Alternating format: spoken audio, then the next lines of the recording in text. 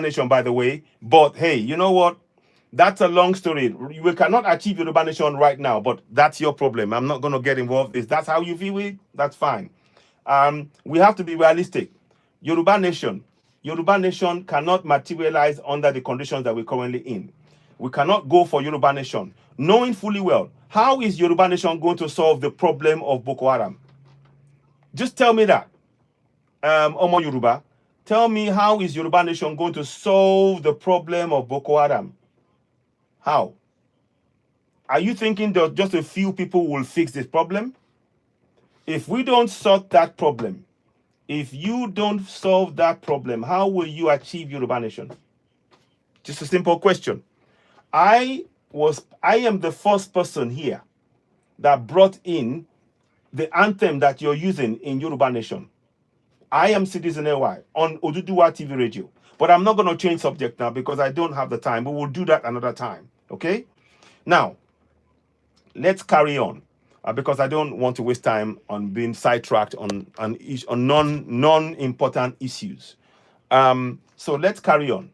So, like I was saying, I was showing you Zamfara, right? And I showed you that in Zamfara, they have mineral resources. Now, the Boko Haram have now taken over those places. In fact, the Boko Haram, they go and control entry in to and out of where the resources, mineral resources are. And the NGOs, listen, please listen, the NGOs fly their helicopters in to those areas. The NGOs fly their helicopters into places like Zamfara where there are mineral resources in exchange for the weapons that they bring in via their helicopter. Because the Boko Haram have taken over that community, the gold that they mine, they now exchange it. It's a straight swap. But America will not sell you any of that. They will not tell you any of that. And the politicians who are on ground get a cut. They get a cut of this nasty business. They get a cut of this nasty business. And that is what is going on. So that is just Zamfara. Let me see if I can find you another place I wanted to look at. Now, so it is very, very, very important we understand that when the US are now saying, oh, we are coming in, we're going to help, we're going to do this, we're going to do that, it is very, very extremely important we understand that the US only have one interest. The US will never ever go to any nation that does not have mineral resources. Again, I state, look at Ukraine. Don't take my word for it. Let me go and look at mineral resources in Ukraine. I'll do that right now so that you will understand what I mean. Let's go and I'm just giving you a bit of a segue. Mineral resources in Ukraine. Okay? Let me just bring that up. I will come back and show you briefly. I just want to show you that the US never go to any country that hasn't got mineral resources. If there are no mineral resources, the US will not even see that country. It is not even on their radar. Okay? It is not on their radar. Now, look at this now. So Ukraine has extensive mineral resources, including iron ore, coal, natural gas, critical minerals, graphite, titanium, lithium, rare earth elements. Are you seeing that? That is why the US is there. Now, let us go and look in Nigeria. I showed you Zamfara. Yeah? Now, uranium in Nigeria. Nigeria has uranium. Nigeria has gas. The second largest reserves of gas in the entire world is in Ondo State. Now, in the terms of rare earth minerals, and this is where it is very important, when they say that there is genocide going on, it is a religious genocide going on. No, it's ethnic genocide. Right now, the Boko Haram, they are chasing farmers away from their farms. They are chasing farmers. Lithium is in Maiduguri. Thank you very much, Ramid. I'm going to look at that. So right now, the US and all of those people who are giving us GMOs, the GMOs is designed to make sure that our land is no longer fertile. We have to depend on them to grow what we eat. Our ancestral seeds, they are destroying them. This is a strategy. This is a sickening strategy. Take their resources, prevent them from feeding themselves, chase the farmers away from their land. This is all part of the plan. And unless we begin to understand that that is the plan, we cannot solve anything.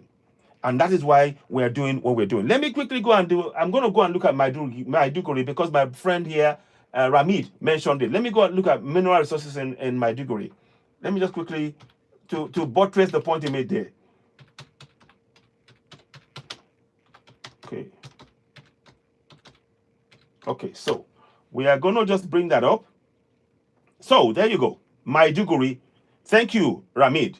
It says, Maiduguri and Borno State region contains numerous mineral resources, including kaolin, clay, silica, sand, mica, quartz, iron ore, diatomite, and trona. Right? And there are rare earths. I'm going to even go, let me go to Kwara State. Let me go to Kwara State. Mineral resources, rare earth minerals in Kwara State. Yeah? Let me just bring that up for you. It's not part of this, but it's in Nigeria. Yeah, I want to just show you in Kwara State. Just give me a minute. I'm just trying to. Okay. In Kwara State. No. Kwara State. Okay. So now. Okay. So in Kwara State, it says lithium is also in Kwara State. I have a comment that actually talks about the minerals in Kwara State, which is also rare earth minerals, are known to be in Kwara State as well. I will find that paperwork that talks about it. But I'm just showing you so that you begin to get a clear sense that this is a plan. This is not just some random thing that's happening. This is a deliberate plan. The US never go into any country unless there are resources. So, like I said, going back to now you get the picture of what I mean. So going back to these 12 states, the US now wants to sanction the governors, state House of Assembly members, the House of Reps, the senators, the local government chairman, the clerics. All of them have been involved in this huge support system for the Boko Haram under the guise of religion. And they have ensured that the governmental system is not effective. It's not catering for the people they're meant to serve. And that is the reality on ground. That is the reality on ground. I'm sorry about it. Those of you on YouTube, you can come back, please. The system went down. I didn't realize. But anyway, we'll carry on, and hopefully you can join in as we go along. So the US now coming in, and stating that they are going to sanction them. Yes, it's fine, but the US, like China said, they don't have the right anywhere. They have no right anywhere to.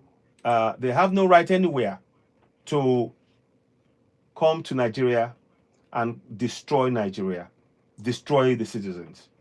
That is ours. That is ours to decide how we do things. If we want to reorganize Nigeria, it is for the sovereigns and the sovereigns alone, not US, not some overlord, not some colonial somewhere coming to tell Nigeria that they are going to invade. We reject it. We don't support it. And those of you who are calling for the US to come in, I hope you've seen. Go, like I said, I showed you the picture of Ukraine. Under Ukraine, what they've done is to, you back. Yeah. So anyway, so they are complicit in corruption in and solve the problem. It is simply not going to solve the problem. Solve the problem. It is simply not going to solve the problem. What will? The onus now is on the Nigerian government to try and get the people to become to restore the faith of the people in the system. Because if it takes a foreign body threatening to sanction 12 governors before we now realize that we have a problem in the system, then that system has failed. That system, without a doubt, has failed its people. And by the way, that does not mean I am for or supporting the US intervening. Like China said, Nigeria is a sovereign nation. The US must keep out. We do not want the US to intervene in any way, shape, or form in a quote-unquote democracy. So I wanted to just state that, and that it's really important to bring that point on. Let me see if I wanted to, if anybody, it's not letting me. I cannot add people today. I don't know why. Seems to be only select people that can bring in. I don't know why the system is doing that, but I'm going to have to agree with that for now. Please continue to tap on the screen. Let's get to about 50,000 likes, and we welcome gifts as well for those of you watching us. Ramid, yeah, Guyanese historian, political activist and historian. Ramid Walter. Oh my goodness. Oh, thank you. I'm going to follow Ramid. Let me follow him straight away because I'd like to bring you on board. Ramid, are you there? I hope you're still there. Let me bring you on. Okay, I'll see if I can follow you. Okay, I'll multi-guest you as well, and others if I can find. Now, we are going to, let's carry on for the time. So I don't want the US to come onto our soil to do anything, because US is about death and destruction, impoverishment, medical, genocide, and all of that. We don't need that. And it is time that America understands that they don't have the right to destroy another nation's people, or impoverish them or enslave them. America needs to understand that they do not have the right to other people's stuff. America needs to understand that they do not have the right to take other people's stuff. They have to stop this nonsense. And China has finally put them in check. China has put them in check. Oh God, I'm not able to. Something is going on here. It looks like I'm not. Okay, I'm trying to get this going, but beg your pardon. I don't know what's going on. So continue to tap on the screen. I don't know what's going on. I'm not able to invite people for some reason. It seems to have just locked me out. Unless there's something that they've done. Werner, you're very lucky that you got through, because they're not letting you come in. But anyway, so we are stating that under no circumstances do we agree to the US invading Nigeria. They've done enough damage in Africa. Look at Congo. Look at Congo. Incidentally, on Congo, I'm going to show you a picture, if I can find the picture, just to buttress the point I was making. So we watch the space, we what is going. Nigerian government must restore the faith of the people by ensuring that there is a viable, a functioning, and a truly accountable economic financial crime commission that will prosecute corrupt officials, regardless of who they are, regardless of how the closeness, who they know in the government. Without that, the people will not have faith in our system of governance. It is that simple. I'm not abusing anything. We're just stating facts, as dry and as cold and as straight to the point as can be made. Okay, so let me just show you something I wanted to bring in. I think I'm go down. Is it there? Okay, it's not there. Please tap on the screen, help us grow the platform. You are listening to Citizen AY, the platform where we speak truth to power. Those of you on YouTube, I do apologize. The screen froze earlier, and I lost some people in the broadcast in the process. I'm trying to fix it, but it may or may not necessarily do what I wanted to do. Okay, in the meantime, I'm going to get another picture out. I'm still going to buttress this. The US is not somebody that we should really be looking to for any moral guidance or anything like that. I need to, again, to show you that what Trump is doing is not, there's nothing new under the sun. To show you that what Trump is doing is what his ancestors, his prior predecessors have been doing. I show you the picture of Patrice Lumumba. Please, those of you on YouTube, if you're watching, help us grow the platform again. I'm sorry it went down. Some technical issue happened. Now, I am going to, this is linked to what US is trying to do now. And I'm going to read this to you. How many of you knew that the US sanctioned, how many of you knew that the US sanctioned under President Dwight Eisenhower, sanctioned the unaliving, the assassination of Patrice Lumumba? How many of you? Eisenhower on January 17th, 1961, they unalived Patrice Lumumba at the say-so of the man in the middle, US president. So you can now see the precedents for the actions of Trump, because Trump's predecessors have taken themselves, made themselves to be overlords and unalived African leaders on the African continent. And yet they have the temerity to come and talk to us about democracy. I'd like to know what part of making a law in the US, making a decision, taking a decision, becoming a judge and jury over the life of a president, an African president elected by his people, and at a stroke of a pen in the US, after deciding that you are a judge and jury. Turn on. Yeah, I'm trying to do that. I'm sorry, I can't. I have a problem. They're not letting me bring guests in. I'm sorry, guys. I'm trying to bring it. Okay, just bear with me, guys. Let me see if I can find a way to do this. Is there a way?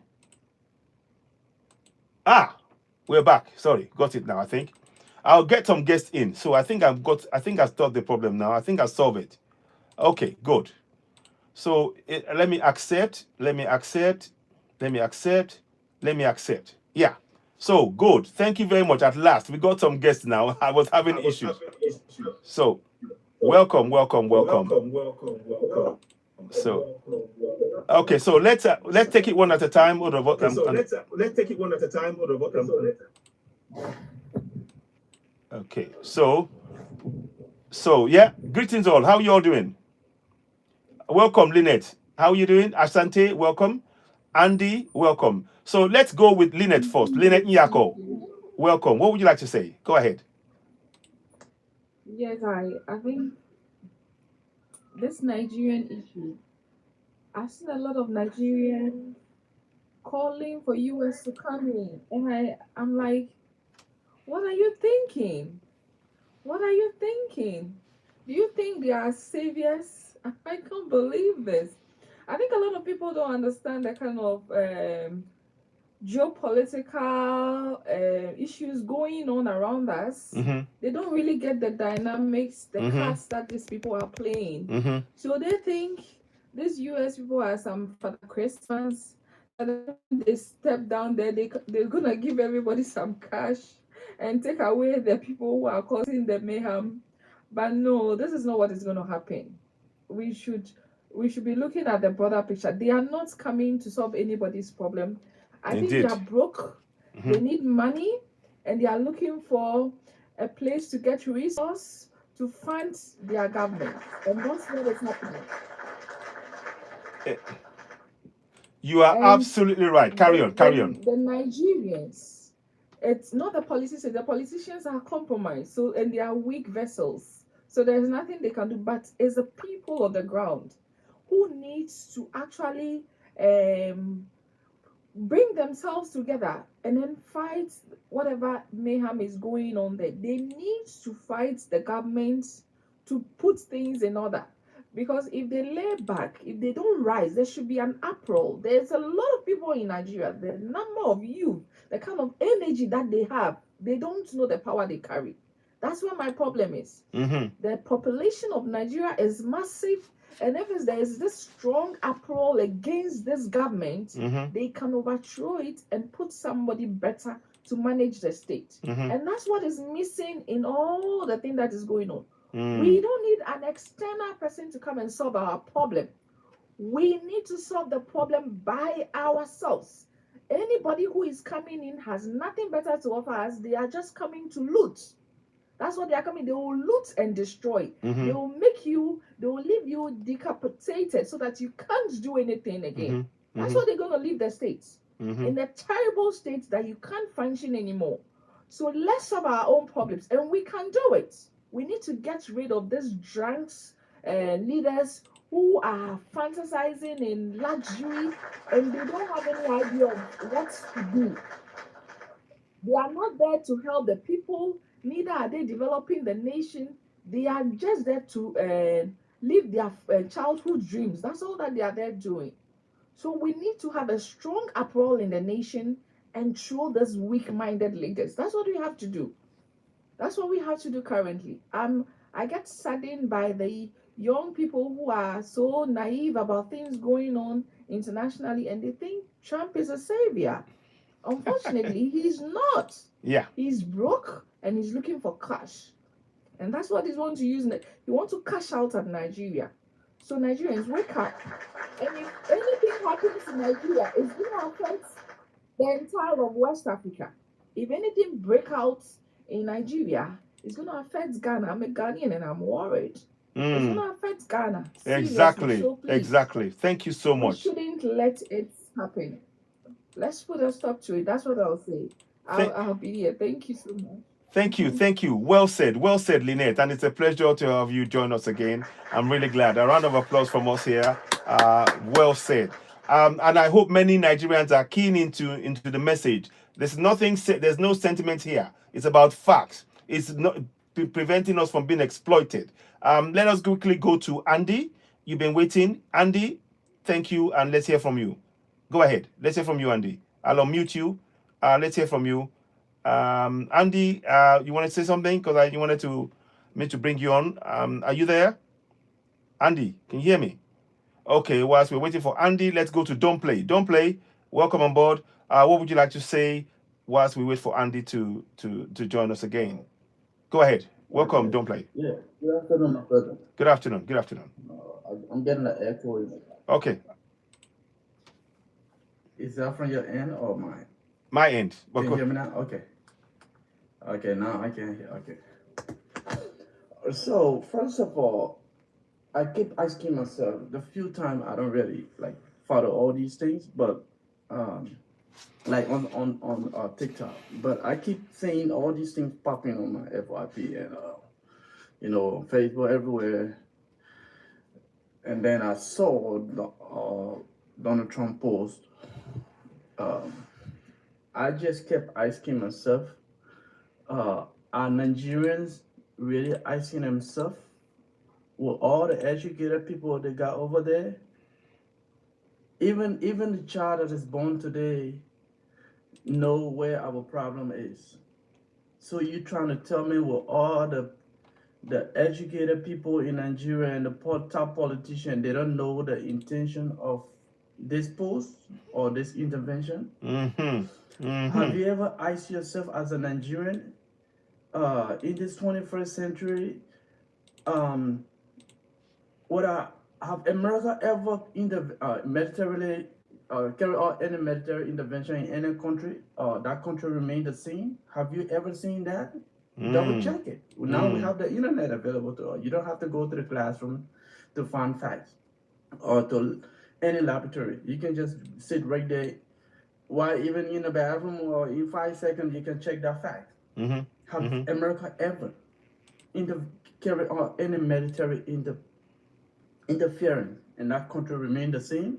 If you are so slow to understand that, how about you check in Ukraine right now on what's going on in Ukraine? These are facts. No one is out here to. I'm in America, so I'm not gonna sit here and say and lie. Okay, it's right before our eyes. We're Mm-hmm. seeing it. Mm-hmm. You can tell me like, Nigerian politicians are so busy to a point that they even though they read newspaper, you can tell me none of them have ever heard of what the intention of America when it comes to Africa. Mm-hmm. Let me put it aside. I'm from Liberia, Mm-hmm. okay?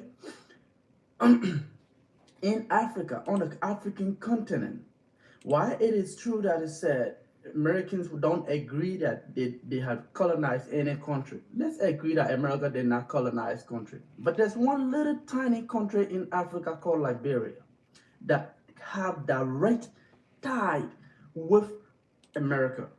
Okay? And the country and that country is just 5 million people. So pretty much five of Liberia can come out of Lagos. Mm-hmm. Okay, I think they say Lagos is around 20 million people. Mm-hmm. So if a 5 million people in the entire country of Liberia, that means four of Liberia can come out of Lagos in population. Mm-hmm. All right. Now, even though America said they don't have anything to do with Africa, they did not colonize any African country. They say they have nothing to do with colonization. But the country that they have tie with is one of the smallest in Africa. Go and look at Liberia. Liberia is almost 200 years old. Mm-hmm.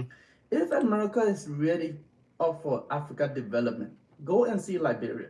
Mm. It will start with Liberia. If America is actually interested Yeah. in Africa Mm-hmm. to develop Africa, they will start with Liberia that they have direct tie with. That's the first example. Exactly. The country Exactly. of Liberia was founded in 1847.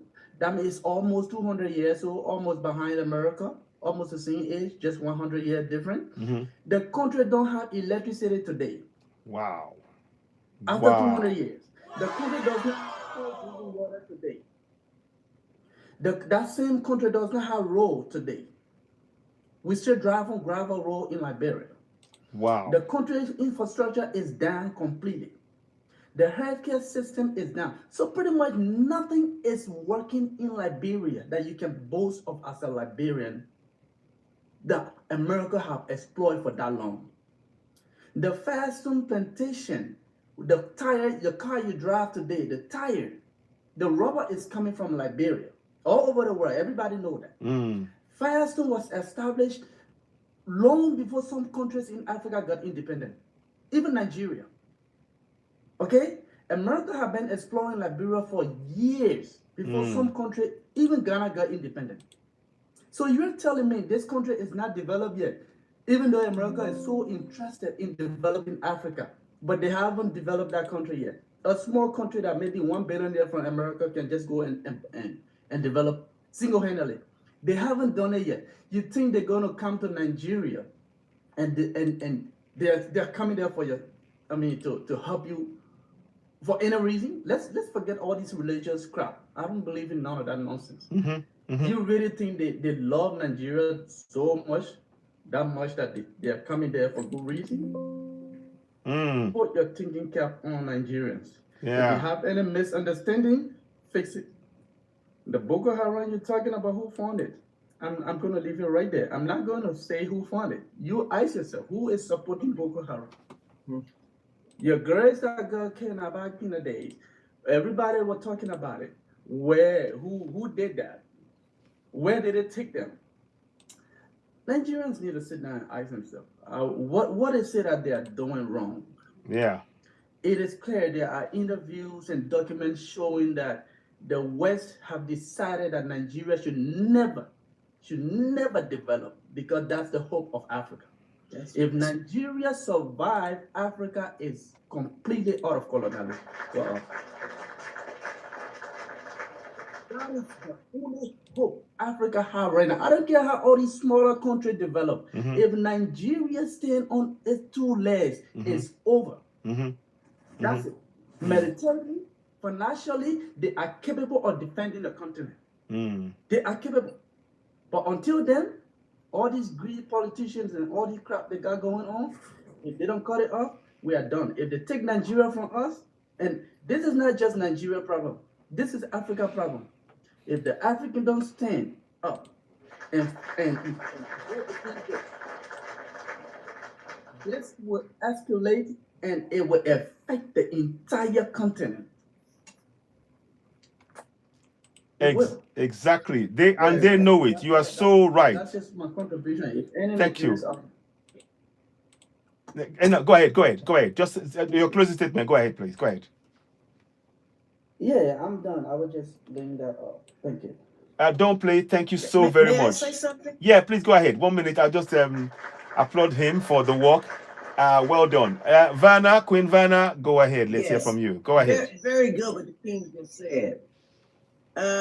Liberia was founded on 4 million blacks, so-called freed men, being taken out of their in 18 what he just said. Yeah. They took 4 million black Americans out of America Yeah. under the pretense that they were going to freedom. Okay.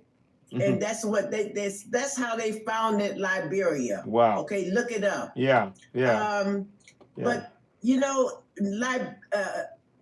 listen, Nigeria is the mightiest country on the continent. Nigerians must begin to see themselves as the elephant standing up against a group of ants. Okay? With one step, they're gone. You have to see yourself as the power of the continent. Exactly what the king just said. Once Nigeria stands up, that's it. They know that. That's why they're attacking. Okay? Nigerians. Nigerians, don't be afraid to leave this world if it's for to give your people freedom and a life. You're going to go to a better world. Don't be afraid of ants. You are the giants. And in the next 3 years, Nigeria will be free. Now, it's only left up to you all to do that. And it's enough young people. It's enough Sorry about that. Sorry. It's enough of us to trample the ants, okay? So let's go for the victory. Trump doesn't come there. Thank you. Okay. Thank you so much. Thank you. Well said, Queen Vanna. Well said. I really love that. That's I know you don't like me doing this, but I'm gonna give you a clap. Honestly. Yeah. 1 second. Yeah. Okay. Go ahead, Apple Pie. Welcome on board. What would you like to say? Go ahead. Let's hear from you. Okay. I mean, I like the submission of Don't Play and the lady that just spoke earlier on, Vienna. I think if I said the name right. Yeah, it's Vanna, Queen Vanna. Yeah. Yeah, Vienna. Yeah. Just to back what everybody said, especially Don't Play on Vienna. Now, the major problem the Americans they are having, especially Trump. The way I look at Trump is a businessman. And when you're looking at business, it's not just a businessman in terms of him owning real estate and property. He's also invested in cryptocurrency. He's invested in assets worldwide. As of recent, his son, I think that was Barron Trump. Yeah. The guy made over $140 million in profits on cryptocurrency. And this guy is not even like 21. He's still like a baby. His father has so much influence in the entirety of world politics. They are playing to the tune of what satisfies their ultra ego. Because what we need to understand is that majority of these Europeans, they have this ultra ego living in them. And in order for them to achieve whatever they want to achieve, they have to hurt other people, regardless of the amount of pain they're able to inflict on people. This guy, I don't know if anybody knows the King of Belgium. Yeah. That's King, I believe that's King Leopold. Yeah. Exactly. The guy is a Christian, isn't he? He is a Christian. Yeah. Well, yeah. Yeah. So, if that guy is a Christian, now these so-called white colonizers, they are wanting to save the Christians. Meanwhile, King Leopold slaughtered 20 million Congolese.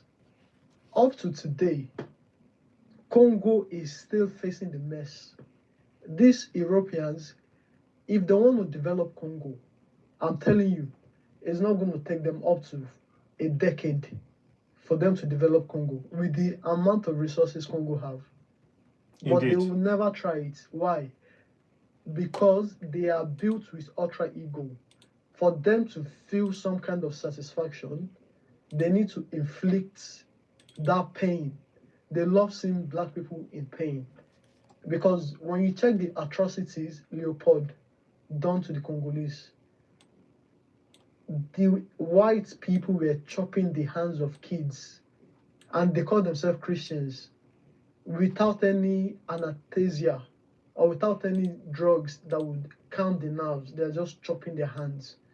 So-called Christians, white Christians are the same threats to the Arab Muslims. They have the same ideology. That's why you need to notice that we have two empires, the Arab Islam Empire and the Christian Empire, the Christian European Empire. An Arab Muslim empire, they can coexist side by side with the European Christian Empire.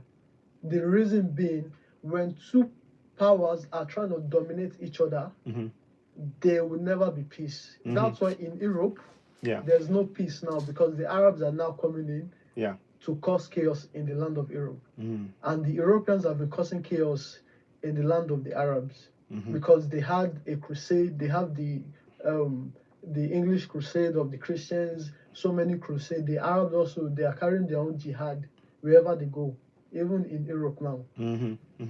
Yeah, now, well said. The victims are the Africans, because we don't even have a side. We're always trying to be either Christians or Islam, and none of them give a damn about us. But yet, we have some black people sacrificing their brothers over Christian and Islam. I have no problem against religion, but we need to face our own paths and know who we are. Because majority of us, we don't know who we are. We think these people have our best interests. They don't have our best interests. The only interest they have is how they can inflict pain on us. A good example, America is only interested in Dangote refinery, mark it or not. Exactly. After that refinery has been built, then it then added that it's going to build another refinery. It's going to expand it. You're already taking the food out of the table of the Americans. There's only smart Africans. That's why Trump said, if you listen to Trump carefully, you know that this guy is a very smart individual. He said, the only people that hate me are the smart people. Yeah. That's what he said. Yeah. Yeah. Because he knows what he's talking about. Yeah. Yeah, well said. There's a lot of dumb people that they will think these white Europeans cares about Nigerian Christians. And the conflict in Nigeria is not a thing of Nigerian Christians and Nigerian Muslims. Because in the southwest of Nigeria, Muslims and Christians don't unalive themselves. So it's not a thing of religion. It's not. So we black people, we need to stop pushing out the agenda to these Europeans that don't even give a damn about us. That is a thing to do with religion. It has nothing to do with religion. In their head, how can they get the resources? Now, the other thing that affected the Americans and the white people now to start attacking Africa, they are losing ground of the Arabs in the Middle East, because those Arabs, they are home, they tell you they're going to die for a cause, no matter how much you kill them.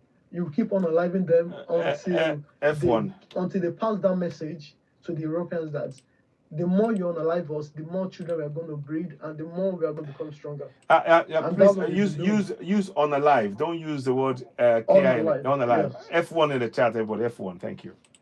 Yeah, carry on. The Arabs, I think they've sort of understand the Europeans. The only way you can fight these people, because even if you look at, I can say the people of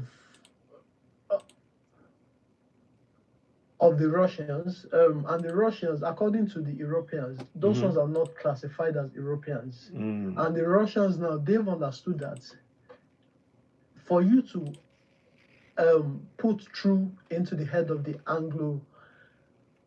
Anglo-Saxons, the Anglo-Saxons are the British, and the Germanic are the people from, I can say, German.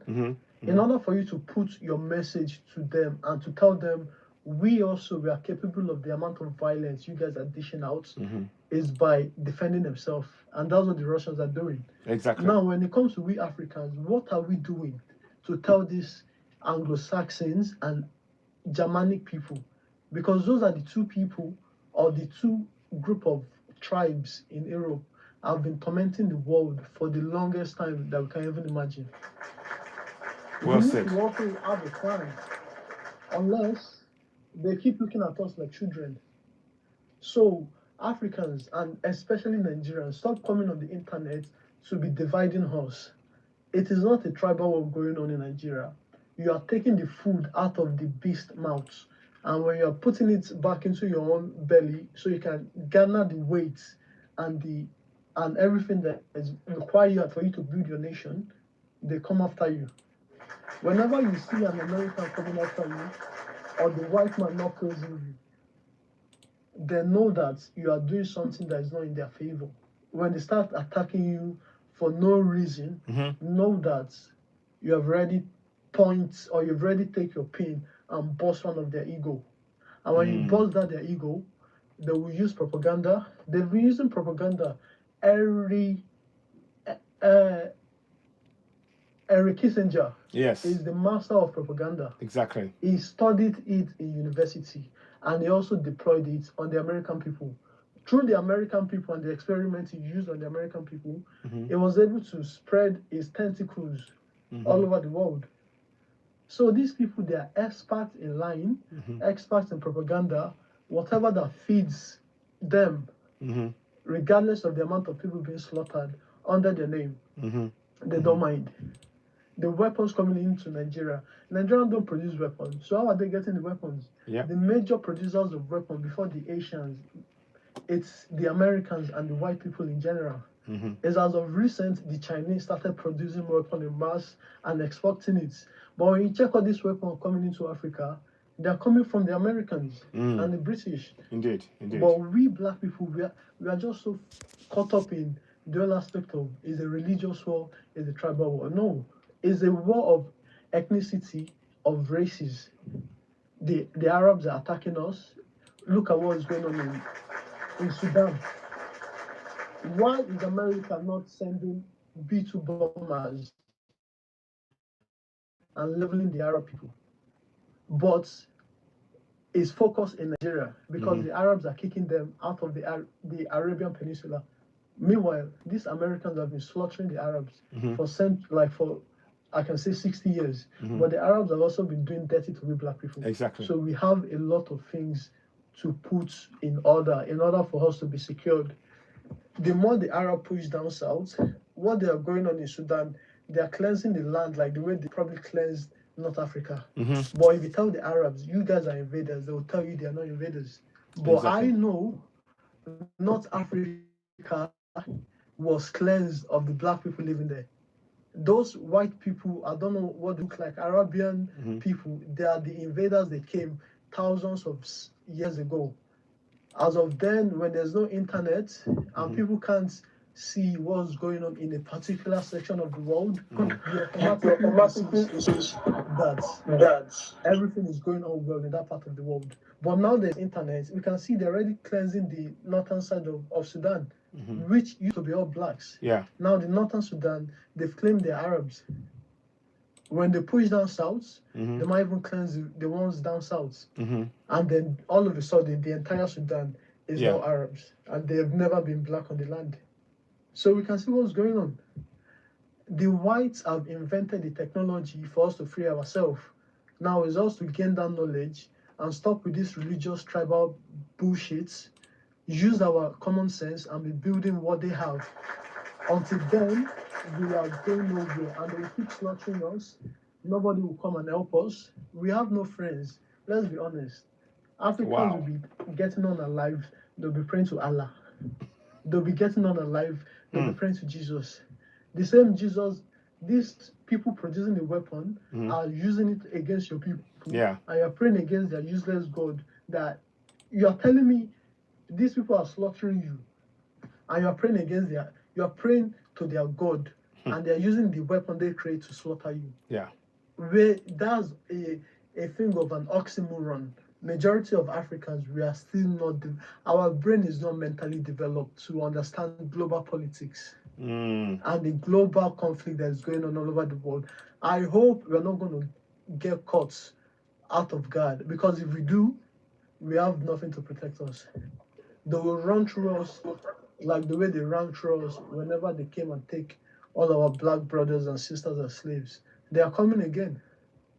But this time it's going to be brutal, because as of then, they don't have all the medications in order for them to treat themselves when they go to battle. But now they have all the medications. So when they're in a battle, they can get themselves healed. They have the technology to build the hospitals.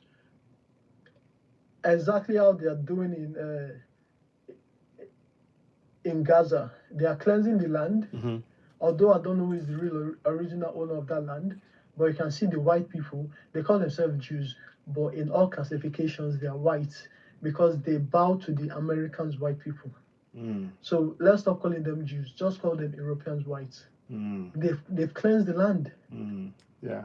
Yeah. Now, just imagine if this was in a period where we don't have internet and we don't have TV, or we don't have ways to share information worldwide. You would have always thought Gaza is a white man's land. Mm. It's what they're doing in Sudan to we black people in our And backyard. what If you is don't have internet, in the next 100 years, you will go to Sudan and you think this is an Arab, pale-skinned white people's land. But you never knew that they've cleansed the people there, just like the way they've cleansed the people in Gaza. And they will keep cleansing until we as the black people are ready to stand up for what we believe is our rights. The more they push us down south, eventually we have no more lands to go to, because they would have run their way through and they make everywhere white and Arab. Then before you know it, the white and Arab offsprings, they'll be going to the museum to learn about black people. That you have different tribe of black people. You have the Nuwa, you have the Igbos, Awusas. They'll be fascinated. Wow, where did these people disappear? Meanwhile, their 4 ancestors were the one that cleansed everybody from the land. But their own kids in the future generation, they'll be learning about our own ethnicity in their museum. And it's going to happen. Believe it or not, it's going to happen. We are not prepared for the war that is coming in Africa. And that's where I'm going to leave it. We are not prepared. Wow, Thank you. so great. Thank you for your comment. The last comment that you made now, it is sobering. I don't subscribe to that. To that. I don't agree with it, but I can understand where you're coming from. I can understand very well that this is what it looks like to you, and in the absence of Africa taking collective action, it looks like that. But look at what Ibrahim Traore is doing. Look at what Assimi That's Gota is right. doing. Look at what General Chen is doing. Look at what the lady in Botswana is doing. So I wouldn't give up, but I think we need to hear the stark terms, like you said. So I give you a round of applause for stating the facts as they are. I do. But I am very, very clear. Africa is awake. The fact that we have this kind Yes. of platform that we have now, and we're sharing information like this, is showing the world that we are not taking this lying down. And I want you, as a young man, I want you to have that fire in you, that I will do everything in my power. Like Vanna said, do what we can in the face of whatever Yeah. they bring, because we come back stronger. We come back, our soul never dies. And it is really important That's to right. understand that. So please, my brother, I understand you, but we are not going to rest. Let me quickly, This Vanna, is the most. yeah, go ahead. Go ahead. thi- Excuse me. This is the most prepared we have ever been. This is the most knowledge. This is our era of rising. Nothing can defeat us ourselves.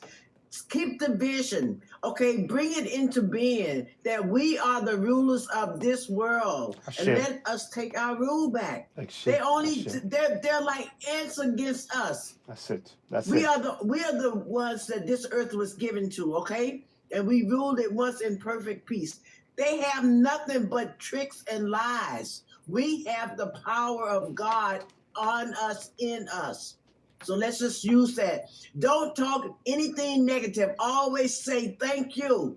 Africa is rising. Nothing can stop it. Let us say that to ourselves. Let us put it in the ether. We are the rulers, and we will rise through the crown. Thank you. Yeah.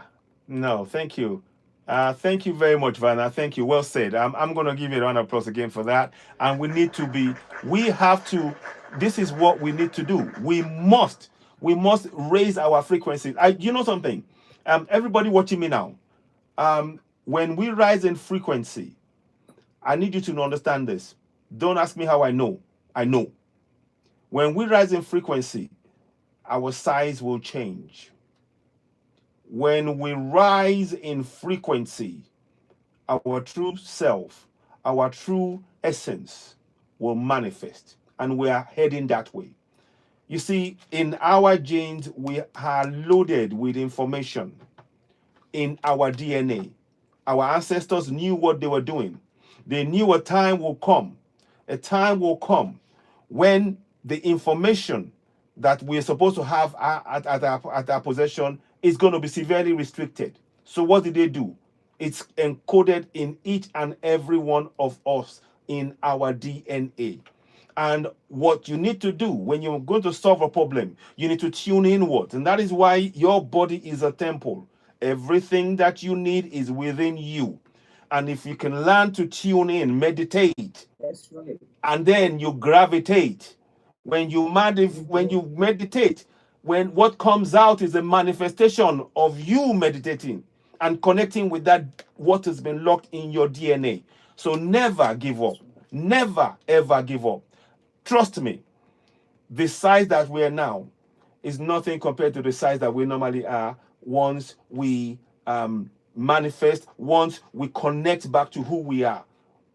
We need to begin to trust in ourselves. The system has made us not trust our own selves. The system has made us to believe in the system that is oppressing us.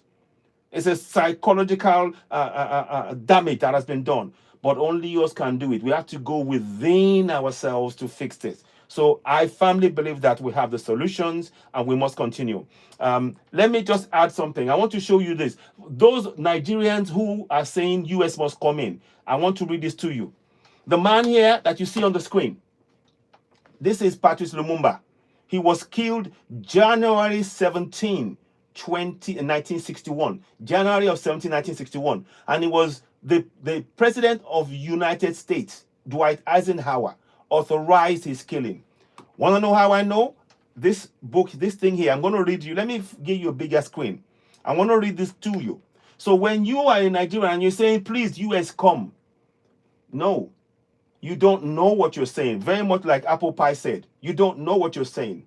Many of us were not aware that Dwight President Eisenhower was the one who gave the go-ahead to us to honor life Patrice Lumumba, the great man. Imagine the greatness that we would have achieved in Congo and other parts of Africa if this man had lived and fulfilled his mission that they denied entire Africa. Just imagine. That's what I want you to have in mind. Let me read this to you a little bit, and then we'll go and talk about the lady in Tanzania, and we'll talk about Jamaica, and we'll talk about Venezuela. You know, we'll touch on these things. 1 second, let me just find that information for you. Where was it now? I thought I had it here. Okay, I think I've got it here. Okay, now I am going to read this to you about how Patrice Lumumba was killed. And sorry, F1 on the live, because F1, type F1 in the comment section, everybody. I can't find my comment section here. Type F1 in the comment section, please. Anybody that can do that for me, please. So whilst I'm doing that, I'm going to read this to you. I bet there's a comment section, but I cannot find it. So beg your pardon. Okay, so now I want to read this to you. I'll tell you what, if it doesn't work here, I will do it on the other side because it may take the whole screen and I want to be able to. No, okay, I'm going to read it to you. What I'm reading to you is what is in this section here. Just trust me on that. What I'm reading to you is what is in that section there. And I'm going to try and read it to you. So now please tap on the screen and share. And I really appreciate each and every one of you for watching and for joining us. Let us read this now. It says here, first of all, this is a document that was sanitized, a sanitized copy approved for release 10/6/2024. I think it's called 10th June 2024, I think. CIA. It was originally printed in London Daily Telegraph of 7th of August 1981. So this is not somebody spewing, you can take a screenshot of that and read it. The reason I'm showing this is because I want Nigerians to understand that what they did back then is what they're doing now and they're trying to do. And we need to not accept this. When you believe in their lie, they will come and trick you and they will take your resources. That's all it's all about. Now, read this. Let me read this to you now. So Eisenhower ordered Congo assassination of Patrice Lumumba by Hugh Davis in New York. Okay, now let's read that again. President Eisenhower personally ordered the assassination of Patrice Lumumba, the pro-Soviet Congolese. Notice how they say the pro-Soviet Congolese. Any leader around the world, you interact with all leaders, whatever your political beliefs, you are supposed to interact. Now, you may not agree or disagree, but that doesn't mean you're pro anything. Your role as a leader, elected, is to interact with other countries around the world. But the way the propaganda is being spun just shows you that the people writing this were trying to make you believe negative, and Lumumba was somehow doing something that is going against his interest, which is nonsense. But let's read on. So now, he vanished. The Congolese leader who vanished in 1961, he didn't vanish. I just told you. The assassination was authorized by Eisenhower. It was. Now, according to the evidence about to be published, that was published back then. Please, I hope you tap on the screen. Please share. Very important information. Take a screenshot of what you see on the screen and share it and blow it up bigger. I'll try and share that later on. Now it says here, according to the evidence about to be published in the United States, Lumumba's mysterious disappearance and presumed death has never been satisfactorily explained. He was last seen stumbling from a plane in Elizabethville, Belgian Congo, now Zaire, with his eyes blindfolded and his hands tied behind his back. The area Katanga, now Shaba, was the domain of his arch enemy, Moise Tshombe. What they are not telling you is Moise Tshombe is a puppet, an asset of the CIA. But they're trying to say they are enemy. No, the CIA was controlling. They didn't want, and this is what Nigerians need to understand. Anytime you have a US saying they support the government on ground, that the people who are leading are usually puppets of the US, as you will see with this man. Now, So the area Katanga, now Shaba, was the domain of his archenemy Moise Tshombe.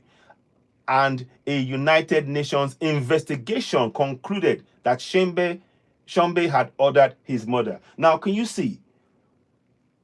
We are now establishing that President Eisenhower gave the go-ahead to unalive Patrice Lumumba.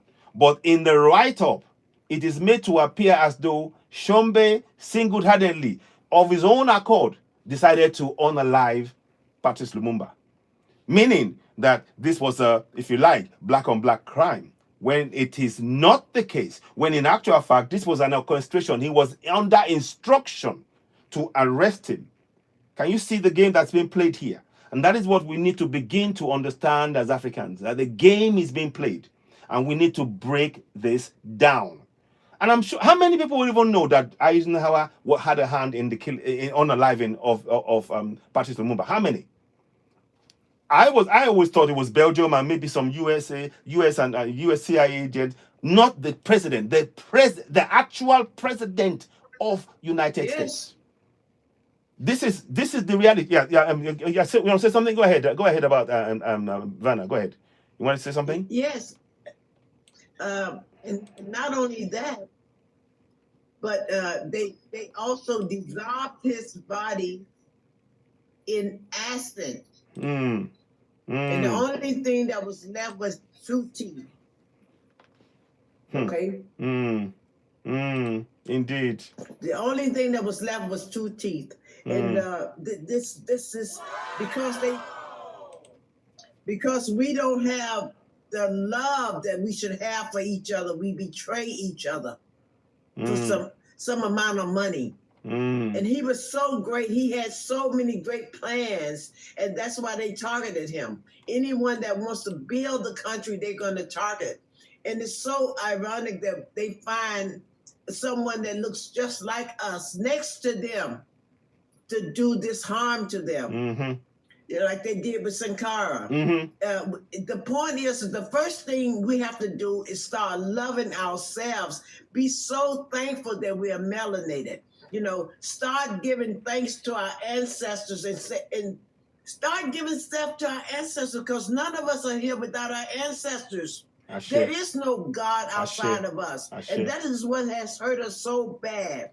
We have the ancestors, all the power within us, okay, to overcome anything. But because we're serving idols given to us by our enemies, we turn against our own selves, okay? Start loving yourself. Start being so thankful, because once you start loving yourself, you are giving honor to your ancestor, and see how fast that we'll overcome all these obstacles. Wow. Thank you. Thank you so much. Okay. Yeah. If you don't mind me. Thank you. Go ahead. Thank you, Vanna. Queen Vanna. Go ahead. Yeah, go ahead. Don't play. Go ahead. Let's hear from you. So, like the sister just said, right? First of all, the entire continent needs some like, we need to clean it up religiously, religious awareness, spiritual awareness. This thing is killing Africa. We are so mentally colonized. Let's forget the other aspect of colonization. The first thing these folks did was to religiously put us in boxes. That today it's so difficult to get out of these boxes, making us believe that our Savior is sitting somewhere in the sky, and even if our legs is burning, we should just pray to him. He will come and save us. Quick one. 1 second. Our Savior looks like our colonizer, and we should welcome that. Right there. You can see how damaging that is. You are not going to. You are not likely to fight somebody you see as a savior, even though you know is the one who's colonizing you. You are going to run back to him. It is a Stockholm syndrome effect that has been played on our mind. But carry on. Go ahead. Yeah. So you see, that's the first thing they did to us. Like this whole religious thing that is going on in Africa, where even if you try to educate your own brother, probably he will even unalive you or go against you. Your family can even neglect you just for telling them, I don't want to read the Quran or I don't want to read the Bible. It makes you look like the worst human being on the planet. You see, that is a fresh colonization. That is a fresh weapon they use on us. Mentally, make us believe that our Savior is somewhere different. Only in Africa, we input every single thing we use, including the God we worship. How does that make sense? You input your food, you input when your baby's meals, you input it, your clothes, your medication, down to the God you worship. It comes from a different planet. What sense does it make? How can we explain this to our African leadership? Even the population itself is polluted with religion. People are so stuck into this thing. They claim to be the Holy One, but just go against their belief in a second, the whole place will turn to chaos. How can we get rid of these things? Every single, as small as my city, Monrovia is, it have the highest mosques and churches. Every single corner you pass in Monrovia, churches, mosque. The church is right here, the mosque is right here. When you cross 2 miles, another church is right there. Every single corner in African cities, there are churches and mosques. Yeah. They more than any nation on the planet. Goodness.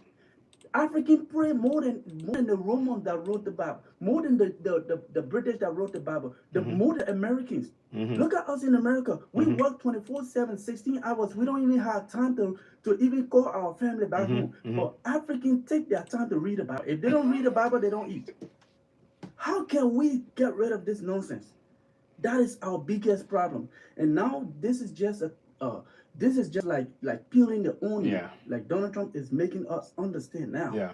If anybody have been so naive when it comes to religion, this is a time for Africans to understand that it's two things that suffer in Africa: political power and religious power. Exactly.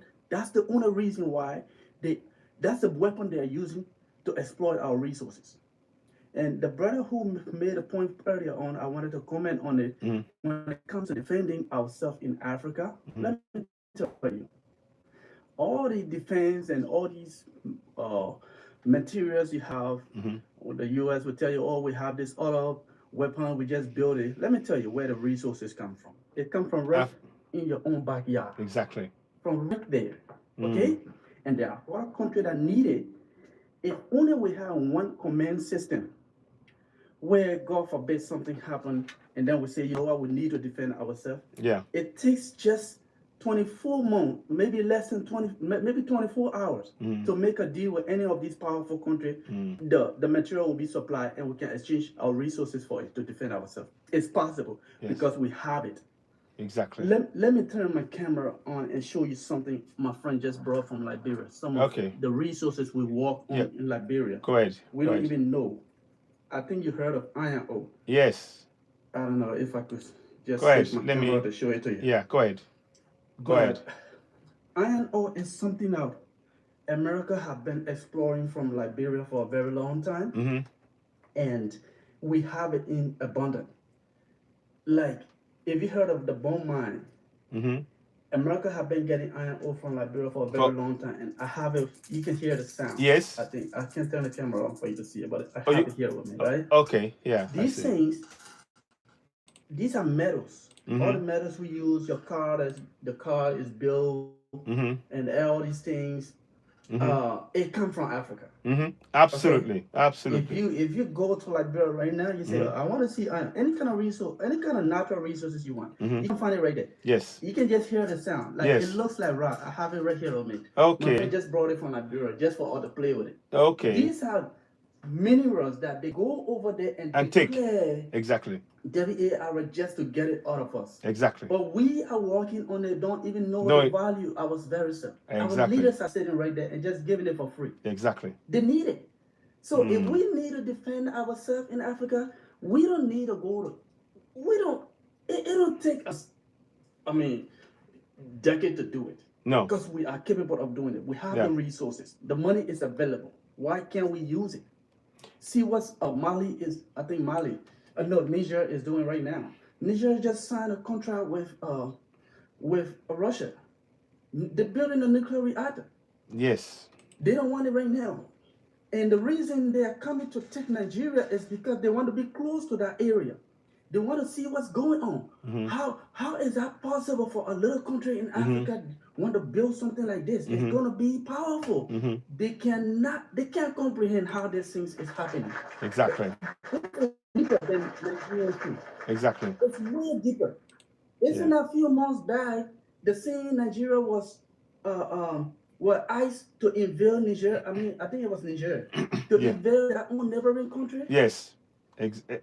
Does that ring bell? Yes, of course. So and now we you can should see. Be very careful. Niger just signed a nuclear reactor contract with Russia, and they have started building it already, and that alone will give the continent a boost. Not just in terms of electricity, but militarily, they will be able to manufacture anything that the West can build. Exactly. So they know the value of that. They know the implication. So they want to get close and undermine this. Let's say it as it is. Let's stop being diplomatic about it. Exactly. That is one of the reasons they are coming to Nigeria. And the moment if they can control Nigeria, they will be able to undermine that process. And we should open our eyes and see the bigger picture. And what is going on in Nigeria, we should also forget about it. How can we be unaliving ourselves and asking someone else to come and save us when we are our own problem? Stop this nonsense. Exactly. Okay, I saw the videos. I've been seeing videos and things coming out of Nigeria where these guys they go to villages and just hijack the people. Exactly. What are you doing? The people you need to hijack, the people you need to challenge are the people right in Lagos. Leave the poor people alone. Exactly. Some of these people, I saw they burn the entire house down with them. Some of these kids don't even have running water. They don't even have books to read. Why are you unaliving them when the people who have you, when the main enemy is right there in Lagos? Go to your president. Go to the state house. Go and challenge them. These are the people you should be going for. Don't be going for your people. That's the thing. Whether it's a religious problem or whatever, they should be able to resolve it. You have a common enemy. Go for him. Go for them. They're right there. Exactly. Well said. Yeah. Well said. Thank you so much. Thank you for the impassioned speech you just made now. I really appreciate that. I think it's important that we speak from the heart, and what you said there is absolutely correct. We need to not be afraid anymore. It's time for us to really take the bull by the horns, take control on our continent, and actually decide we have to prepare a future for the coming generations. Just standing there and thinking somebody's going to come and pray, a prayer to somebody will help us is nonsense. It's time for real action, collective action, and we must support the likes of Ibrahim Traore of Burkina Faso, Assimi Goïta of Mali, General Chani of Niger. Like I said, the nuclear power station that they're going to build in Niger, that is something that they're so afraid. They thought we would never be able to do it, and they want to stop it at all costs, and they want to use Nigeria as a launch pad to do that. We mustn't allow that, and we need to wake our people up. Let me bring in Lynette. She wanted to speak quickly. Go ahead, Lynette. Thank you for waiting. Go ahead. Thank you very much. One thing I want to say is religion in Nigeria. Religion is a very big issue in Nigeria. The level at which the population is controlled by pastors, so-called ministers. And it's one big issue that is suppressing the people. It's not allowing the people to rise against their leaders, because most of these political machineries are using these pastors to control the minds of the people.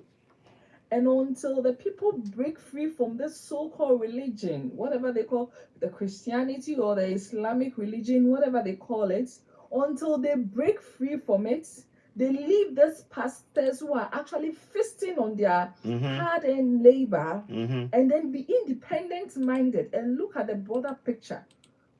Until that, I still think we have a long way to go. Yeah. And I want to, the 53 people listening to us, I'm sure there are Nigerians in the diaspora listening to us as we speak. It should be a wake up call to the Nigerians. I'm telling you, the number of Nigerians living outside Nigeria is a huge figure. Mm-hmm. And Mm-hmm. if they will amass their minds, their energy, their efforts, put it together to come and transform this nation, it can work. It is feasible. So it's about time Nigerians stop running away from the problem in their home. It looks like every Nigerian wants to go and find a home somewhere and leave Nigeria to burn. But that is your homeland. You have no place than that land.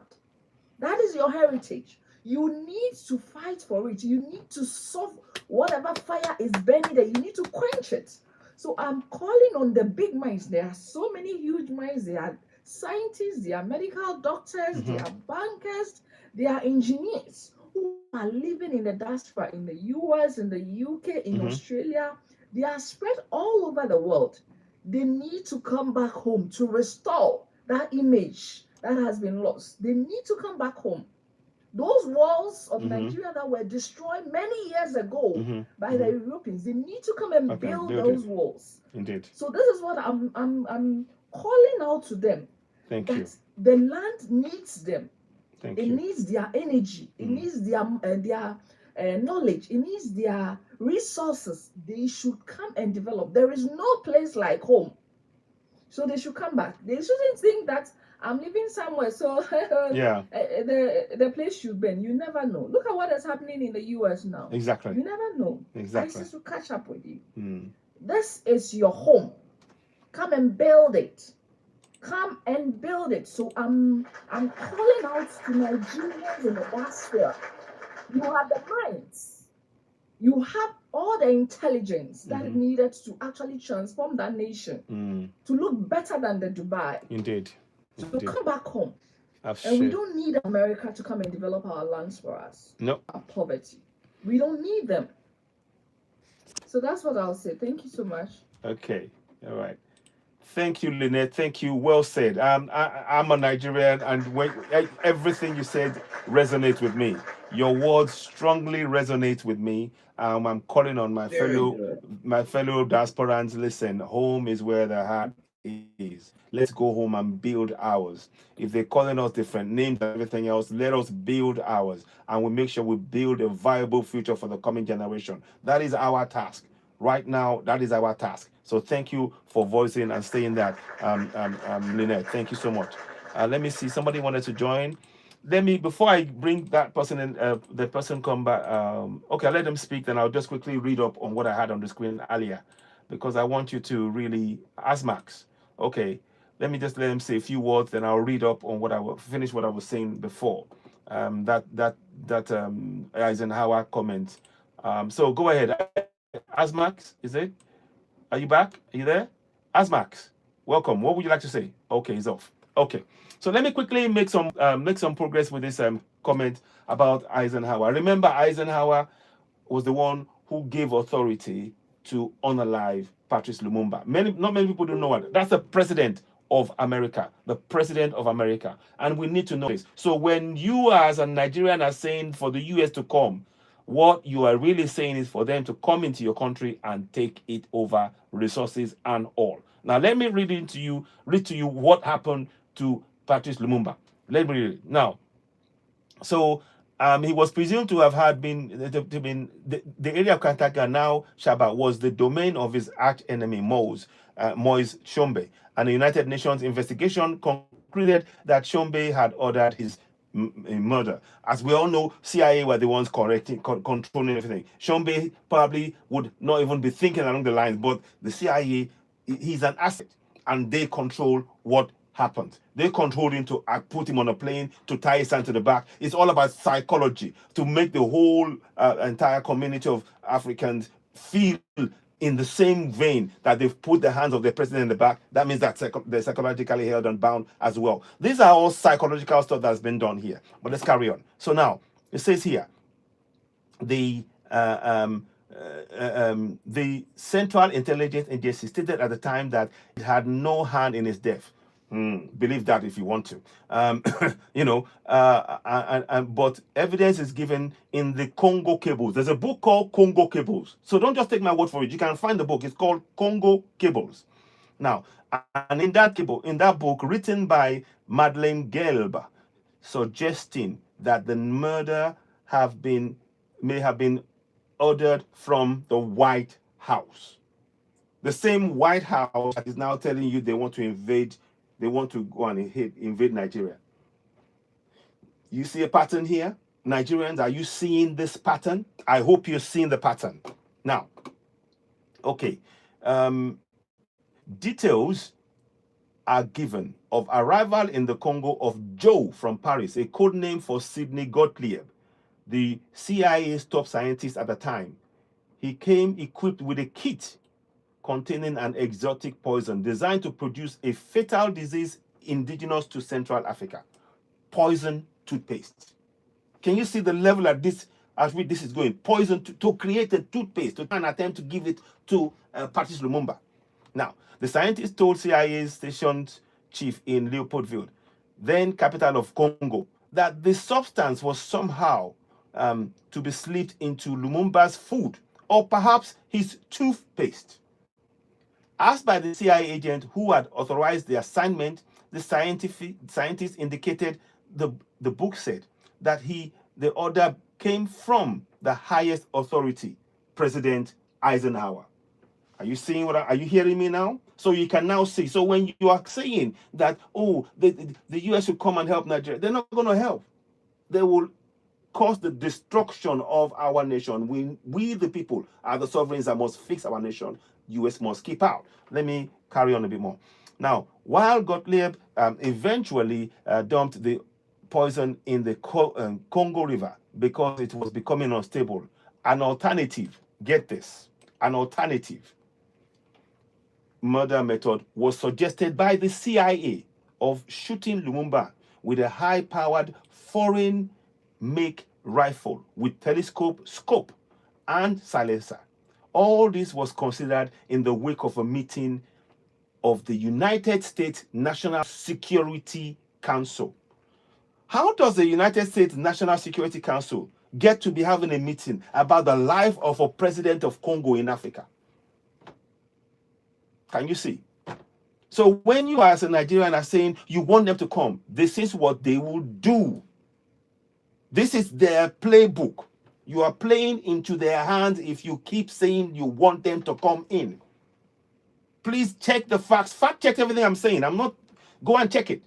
Now let's carry on a bit more. Now, all this was considered in the wake of the meeting of the United Nations Security Council, which according to the book was later described in a closed door sessions of a Senate Select Committee. President Eisenhower presided at the session, which was attended by officials of the CIA and the State Department. Keep in mind, this is about Congo. This is about the president of Congo, Patrice Lumumba, the president elected by the people to serve them. And the US decided that in a democratic process, and the US decided to destroy that democratic process. And these are the same people you are telling to come to Nigeria, right? I hope you're all listening. Okay, so now, it says here, Mr. Robert Johnson, a member of the council staff who was also present, was quoted as saying, at some time during the discussions, President Eisenhower said something. I can no longer remember these words. He didn't want to say it. The words that took somebody else's life, that man knows it to his grave. He didn't want to reveal it. But he says he's not going to remember the words. That came across to me as an order. But the words came across to him as an order for the assassination of Lumumba. There was no discussion at the meeting. No discussion. The meeting simply moved on. I remember my sense of that moment quite clearly because the president's statement came as a great shock to me. Let me get this straight. You go to a meeting, a select National Security Council meeting over a country, another nation's president in Congo, and they're talking about how to take him out, and you're saying, oh, it's a great shock. Please, The CIA is only there for one thing, and that there's a litany of records. Amilcar Cabral, Kwame Nkrumah, Gaddafi, Saddam Hussein. Need I go on? Right, let's carry on. So now, in fact, the minutes of the meeting contain no such directive. However, Mr. Johnson explained that under the procedures then in effect, an executive order of that nature would either have been omitted from the record or handled through some kind of euphemism. What is the point I'm trying to make here? Those of you calling for US to come into Nigeria, this is what will happen. It's not a happens. It is not. Don't even debate it. It is the same playbook. They took the life of Patrice Lumumba, January 17, 1961. Look at the number of plans they put in place to try and take the guy out, because he was trying to work for his people. He believes, and he till today, just like Ibrahim Traore, that the resources of the people of Congo belongs to the people of Congo, and yet they wanted to take him out. So when you are coming up and you're saying, oh yes, come, get the US to come, you don't know what you're praying for. You don't know what you're praying for. I'm saying that I am a Nigerian, and I'm saying this. Please share this message to every Nigerian that you know, so that we can wake up from this madness and stop bringing in the very people who are going to harm you, and you think that they will help you. No, they are not going to help you. They are going to do you serious harm. Not only you, your coming generations. We again, I salute China for putting a clear warning, and China is big enough now to do it, to no longer accept this nonsense anymore. They're not prepared to accept it, and they're saying no more. We're not having this. You are not going to destroy an important strategic partner of ours, and this is why we need to be very clear about what has been said. Hit none. Greetings, welcome. What would you like to say? Let's hear from you. Go ahead. Hit none. Are you there? Very much. Thank you. Go ahead. Thank you very much, bro. This is same as Humble Lion. Oh, yes. Oh, yes. Okay. It's been a while. Yeah, it's been a while. Humble Lion, welcome. Yes, welcome. Great to hear from you. What would you like to say? Greetings. Go ahead. Yeah. Actually, the game played by the United States of America, it is obvious that there's nothing like freedom that he wants to give to the good people of Nigeria. Let's look into history. What happened in Iraq, Afghanistan, and Syria? In the name of peace, but they never see peace. So are you telling me that they love Nigeria more than those people that they went to save them? Absolutely not. No way. They want to divide Nigeria under the basis of religion, which there's no any concrete evidence that indeed they want to genocide a particular group of people. But the problem that is confronting the entire Nigerians, everyone takes his or her share. Because when you look into it, the Muslims are affected, the Christians are affected, the non-Muslims are affected. So the propaganda that Christians have been unalived, it is not true. There's not any statistics that shows clearly that indeed these people are being unalived.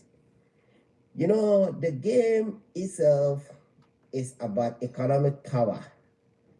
They've realized that Dangote is doing well. Thank you.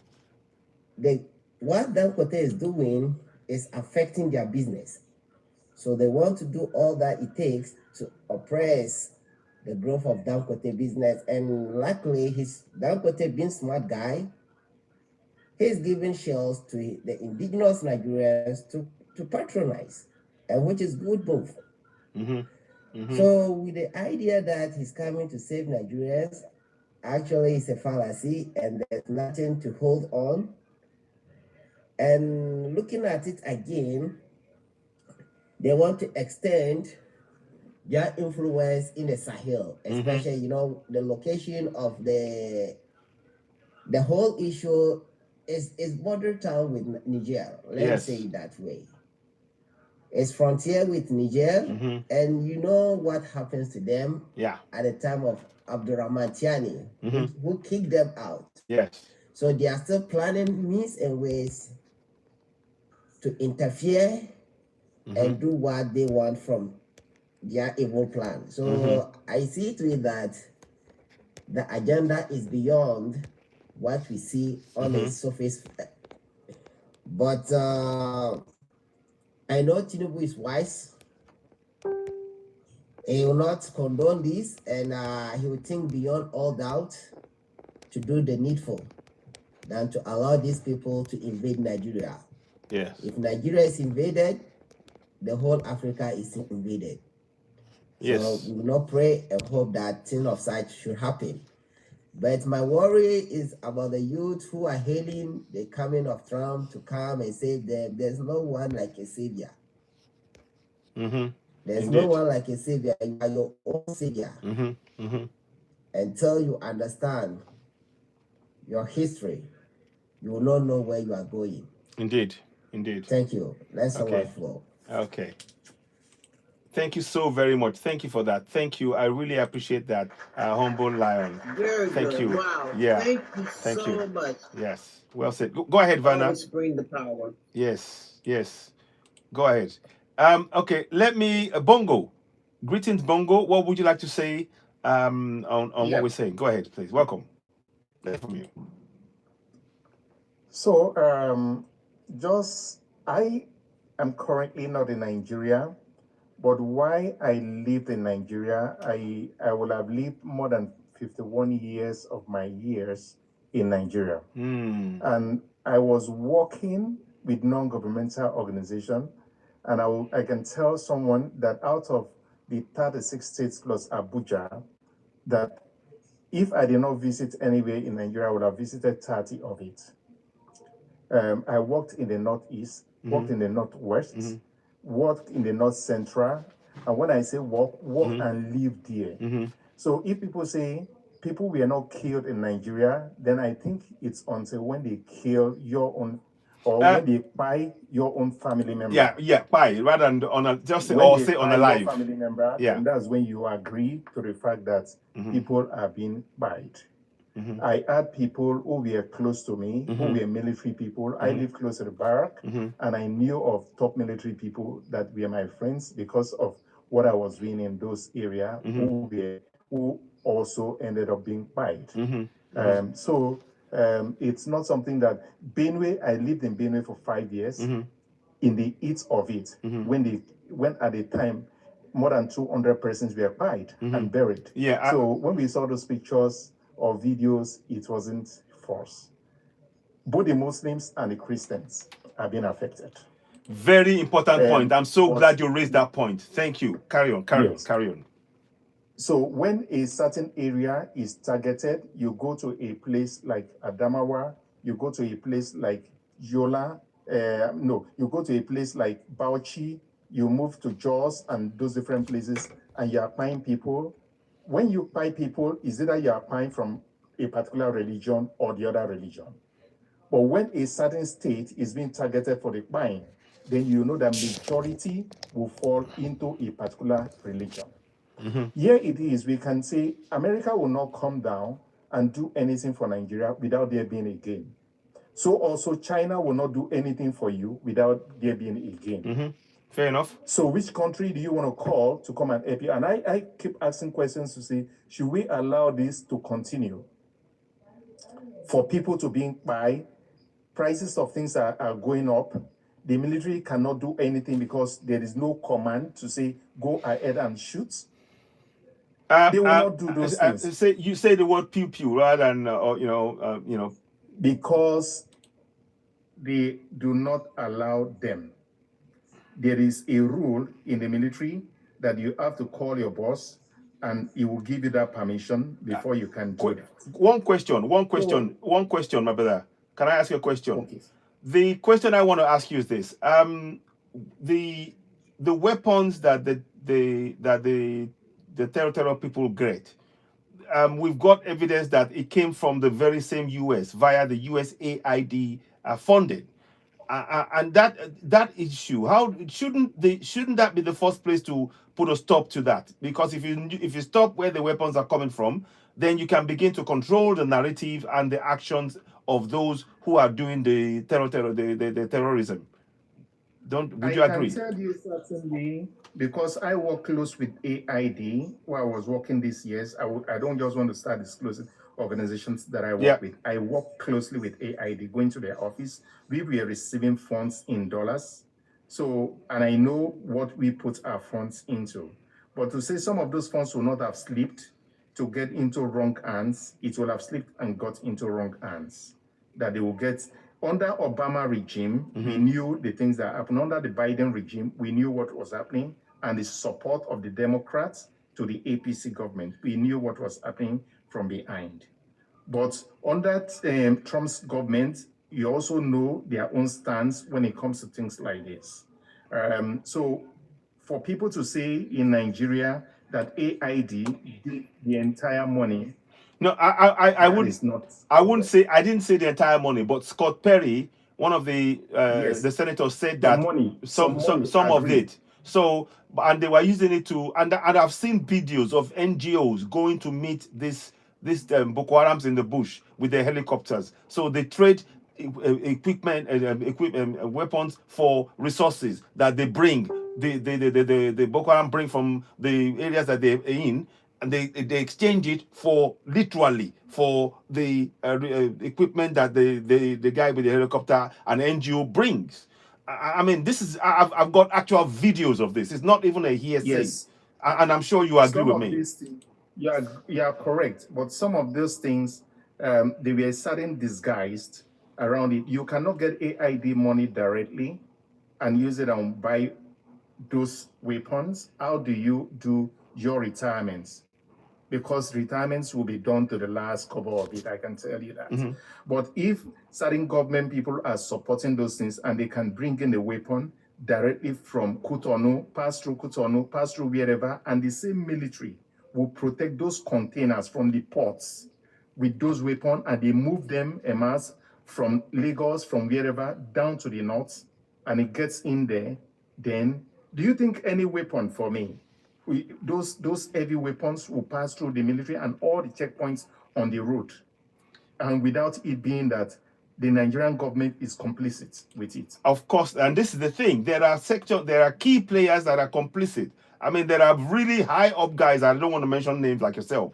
There are high up guys that we know of that have been involved in this thing, and they're still in governance. The question is there any fight in the government to address this issue, or are they looking at it as a get rich quick scheme for themselves rather than for the long-term damage of the nation? What are your thoughts? They're not concerned about whether it's damaging the nation or not. It is their pocket. If we remember what Abacha once said, that any insurgents, any problem within the country that is being done by terrorists or any group that goes beyond 24 hours, then we should check the government. Yeah, I remember. Yes, I remember he said that. I'm not a fan of Abacha, but that one thing is true. Let's check the government. Yeah, that's very true. Okay, no, I'm really glad that you. Honestly, I'm so glad for actually the way you displayed your knowledge and you really explained things in a way that all of us can fully understand, and we can understand how you view things. But at the same time, I'm really glad that you were able to engage in a way to look at things dispassionately and actually state some things were happening, some things, obviously the government are involved in, and it gives us a clearer insight into what is happening on ground. Just out of interest, what do you think how can we solve this problem? And do you think what is the solution that you can think of, having experienced all of this on ground? What solution do you think can address this situation, my brother? Go ahead. I will always say, according to Albert Einstein, that the same measure of knowledge you use in creating a problem will not be the same measure you use in solving that problem. So the government has to just have some radical change. within its system, because if Goodluck Jonathan will have said there is BH in his own bedroom, that is also telling you that those BH Yes. might not be the same terrorists you see on the field, but those BH are still there with Tinubu. These are the sponsors. So until we can identify them, not just shame them, but bring them out and let the public know and go after them. So the police must be empowered to be strong enough to be able to do that. The DSS must be strong enough to do that. The military must not also be complicit. We need to clean out the military. Once we're able to clean out these structures and you have a system in place that is empowered to arrest, put people behind jail, judge people, if people need to go to the International Court of Justice for them to be jailed in any other country, they do that, because this is a sort of genocide against humanity. That's what they are doing. They are trying to wipe out a whole lot of people from their place. Why? Because of your lithium, because of your gold, because of your oil, and whatever you want to take. So it is a sharing formula from one government to the other. So the election is coming, and this will continue because there could just be some funding that goes in there. So for me, I think people need to be able to stand up to all these things, but I don't think America coming to fight a war will end up anywhere, will end up us in any place that will be good. Everybody will have to suffer for it. But again, as I say, the suffering of 15 years might not be able to be compared to maybe 1 or 2 years suffering that this will bring. But the system just needs to be sanitized that way. The government needs to rise up. They need to do the right thing. So we need to get the right set of people who will be able to look after the interests of Nigerians and not after their own pockets. Thank you very much. Bongo, thank you so very much, my brother. I am so glad. Honestly, there are some... Oops, hang on. What's going on now? Hang on 1 second. Give me a minute. Whoops. Okay, good. Whew. They wanted to shut me down again. So Bongo, thank you so much. I agree with so many things that you said there. I would only add one more thing. It is time, unless we have an effective Economic Financial Crime Commission that will jail any politician, and the judiciary that would actually carry out a proper justice against corrupt officials like yourself, I'm afraid we are going to be going around in circles, and we need to confront this. And it is a shame on the system that it takes the U.S.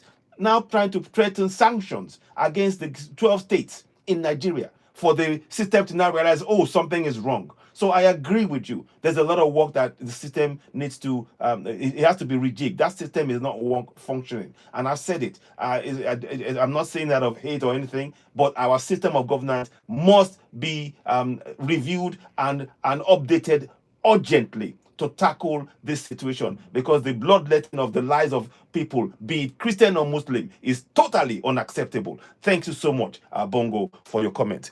We will come back and be talking more about this issue, but I want to move to Jamaica. And I want to really salute the courage of Jamaicans. We know that the hurricane, interesting that the hurricane seems to target certain specific areas. Isn't it interesting that the way this hurricane seems to move and causes carnage and destruction to, repeatedly in a particular area? It's not random. It seems that way. But nonetheless, be that as it may, we really are really feeling the pains of the people of Jamaica. Many of them are not able to eat. Many homes have been washed away. Quite about 60 people from what we had in totality, maybe more, have lost their lives in this in that hurricane. And we really condole with their families. We do have questions for the government. Every year, this is going to happen.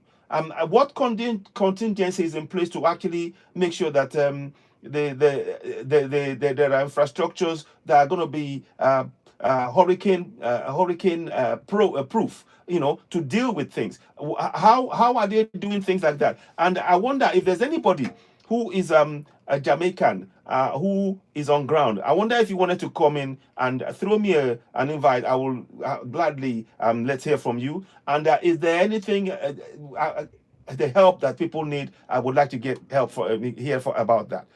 Hello, Wheat. Greetings and welcome. What would you like to say? Go ahead. Hello, Wheat. Elliot Wheat. Are you there? Yes, it is there. Greetings. What would you like to say? Go ahead. Are you busy? Who is talking? Oh, I'm talking to Elliot Wheats. Oh, Okay, hang on. Okay, I think he's muted himself. Okay, Apple, did you want to Apple Pie? Do you want to say something about this issue about Jamaica? What are your thoughts on it? It's long time. I will join you. Okay. Anyway, Yes. Oh. I will join you later. I'm at work now, eh? Okay. Thanks, Elliot. Okay. Cheers. Thank you. Long time, yeah. Yeah, long time. Thank you. Great talking to you. Okay. So the issue of Jamaica, that is for the flood, isn't it? yes, the flood. Correct. Yes. What are your thoughts on that? So I believe Jamaica, right, is a Christian country because we are coming from the aspect of who is rendering help to Jamaica. Yes. And we only have the talking piece in terms of when they speak a lot and there's no value of substance.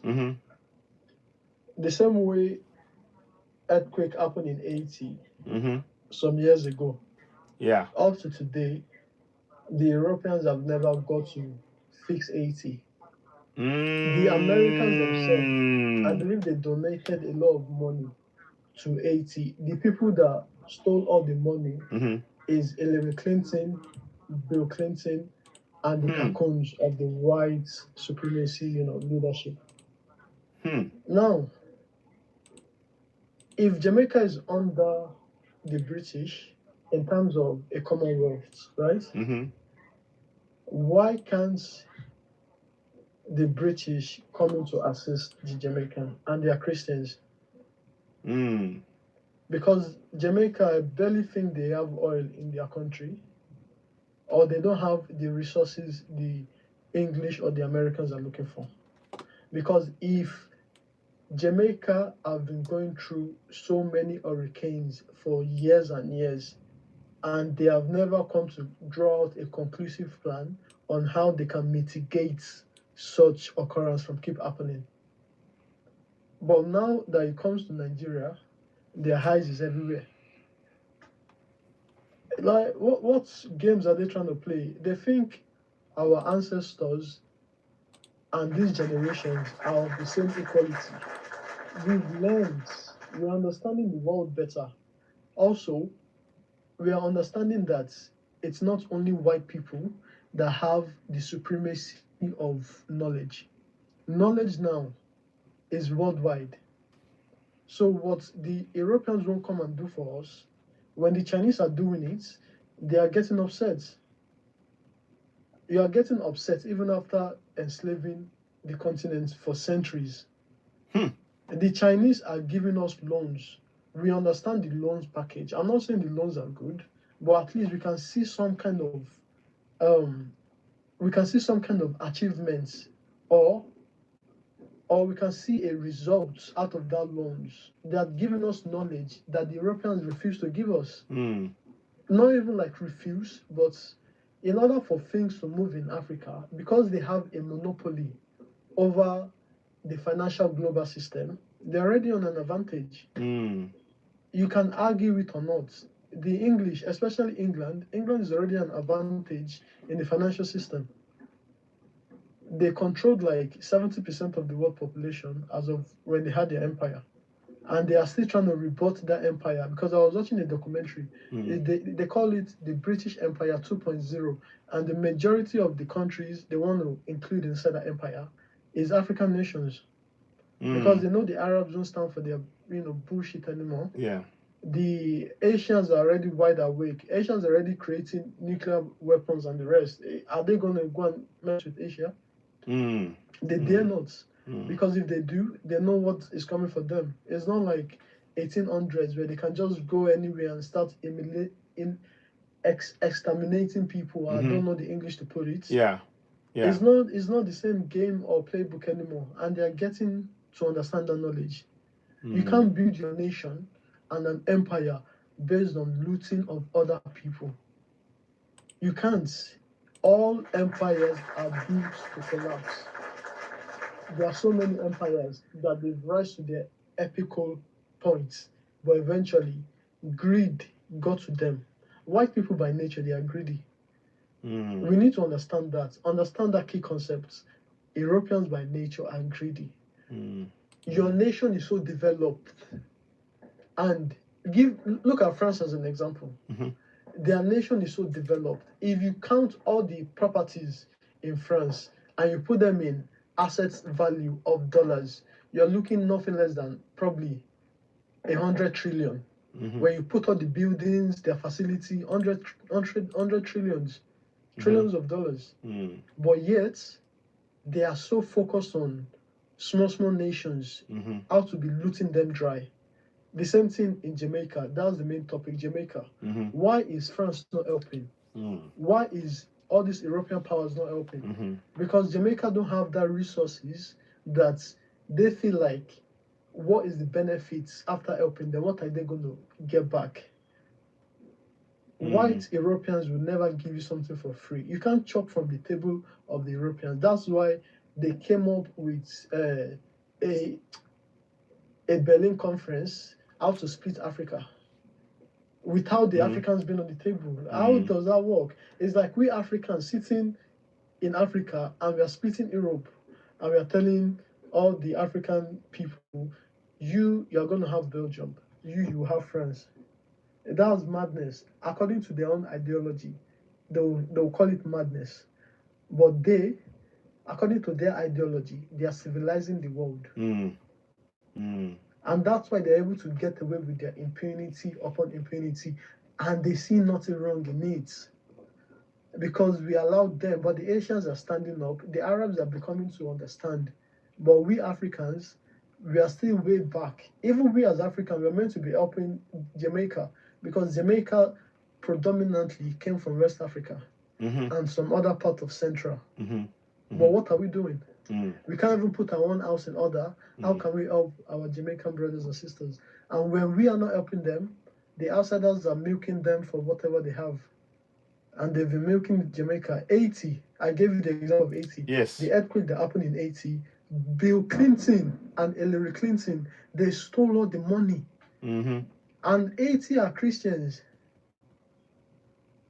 It's greed. They have nothing to offer Nigeria. They have nothing to offer Jamaica. The only thing they want to offer to Nigeria is destruction of Aliko Dangote's oil refinery. And according to the news source I've got, all the Nigerians have been told to sell their dollars. And you know what happens when you're taking food from the white man? You're literally killing them. You're unaliving them while they're still alive. You know, you're taking that power that they think they have, or that violence. So, for my people in Jamaica, that's the question. What are we black people worldwide doing to help the Jamaicans? Is there any GoFundMe? Or is there something that is actually tangible that the Jamaican can actually feel connected with the Africans? Because now the Jamaicans are also trying to learn their culture. Because I've seen videos. A lot of Jamaicans are going on DNA tests, trying to trace back their roots. But we Africans, we are still sleeping. Who is going to fix our country for us? My brother, you sound very intelligent to me. You sound very, very knowledgeable. You speak with the very deep, great knowledge. And I believe that you are already doing it. The fact that you have that knowledge gives me confidence. I think you are what, mid-30s, 20s, late 30s? Yeah, I'm in my mid-20s. Mid-20s. There you go. Yeah. So the knowledge, that the way you speak about this now, what we need to do is now, your role is to actually, you are the guys, we are the elders now. You guys now, with this knowledge that you have, start influencing your communities, even if just start with 1-2 people. And honest, don't let that knowledge go to waste. You have a lot of insight. Some things you said in there, I wasn't fully aware of. but I learned something from you. I learned something from you. And the key thing I want you to take in all of this is that we all have a role to play. And turn that negativity in terms of how things, don't be overwhelmed. You have a big role to play, and your voice is powerful. I mean, you're speaking on here and people are listening to you. What, 70, as much as 200 people were listening earlier on. We're now 50 Right. something now. So please do not diminish your voice. There are things I'm sure there are solutions that we can come up with you coming up with those solutions on ground. And what we need to do is start talking ourselves up rather than allowing the perception that seeped into our system to be controlling our thought processes. You are breaking free. I know you have that power within you, and we want to tap into that. It's a source of great good, great force of energy. Don't allow any negativity to come in there. You are far too precious to the system, to what we're trying to achieve, than to allow the focus to be on the problems. You have the solutions, and I really want to state that. I hope that makes sense. So don't give up. That's what I'm saying. Do not give up at all. And I hope I'm following you. Let me see if I'm not even. Yeah, I'm going to follow you right now, because I want you to come back. There is a lot you have, and in your community, just talk. Don't just simply talking to people, and don't just share experience, share your knowledge. Somebody will learn something, and they will share it to the next person, and that trickle suddenly becomes a big mass, and it becomes a big river, all because you started giving solutions, preferring solutions, start actually activating the minds of people in a different way. So please don't give up. I really like what you're saying, and I know that you have a role to play even in Nigeria right now. The youth are the future. You're the future. You're the exactly. 100%. You are the kind of people we need now, and we need you to. It's not so much confront the government. That's a waste of energy. You need to. We're talking about solution. When you talk to somebody else, look, okay, you are in government. We are the citizens. We are the sovereigns. You are supposed to serve us. Where is the road? We need roads. We need water. We need light. It is your duty to provide it. We're not abusing you. In the constitution, it states sovereignty belongs to the people of Nigeria, from whom the government, through this constitution, derives all its powers and authority. We, the sovereigns, hereby ask you for questions. We demand answers. We're not cursing you. We're telling you to fulfill the role as laid down in the constitution. And if you can't, we have the right to hold you accountable. So we need to start, and more importantly, I want that not to be said in English, in local languages. I have a program I'm doing where we're translating the constitution into Yoruba. I've done it. Hopefully I'll be demonstrating on ground at some point, and you will see what I mean. The more the local people can exercise their powers in the local language, the more Africa becomes free from colonial bondage. So you have a role to play, my brother, and I really want you to hold on to that. I'm really, really glad that I came across you and you're speaking on this platform today. Let me go to AES Man. I think he wants to speak. Thank you so much. And let me give a round of applause to you, my brother. And thank you for all your about the connection between Jamaica and Nigeria and Haiti. That's a depth of knowledge that we cannot allow that to go to waste. Please, you have a role to play. I'd like to get in touch with you, and we can talk some more somehow and see how we can put things forward. Not promises, but let's see how we can do that. Thank you. Okay, AES Man. Okay. Thank you, sir. Thank you, sir. Good evening, everyone. Greetings. Welcome. What would you like to say? It's been a while. We haven't. I'm not seeing you online. It's been a while. Yes. I've not been right. I had health issues, so thankfully, I think it's under control somewhat. So I'm trying to manage and get back into it slowly. But thank you so much for showing concern. I appreciate that, and thank you. It's nice to know I was missed. I'm really grateful, AES Man. Yes, thank you. Yeah. That's it. That's it. So tell us, tell us what's happening in AES. Give us information and what do you think about Jamaica? Any ideas, any thoughts on your mind? Let's hear it. Thank you. Yeah. Kolong fún yín àlàáfíà tó pé. Àmì àṣẹ. Wow. Àmì àṣẹ. Ẹ ṣeun. Wow. Oh, thank you.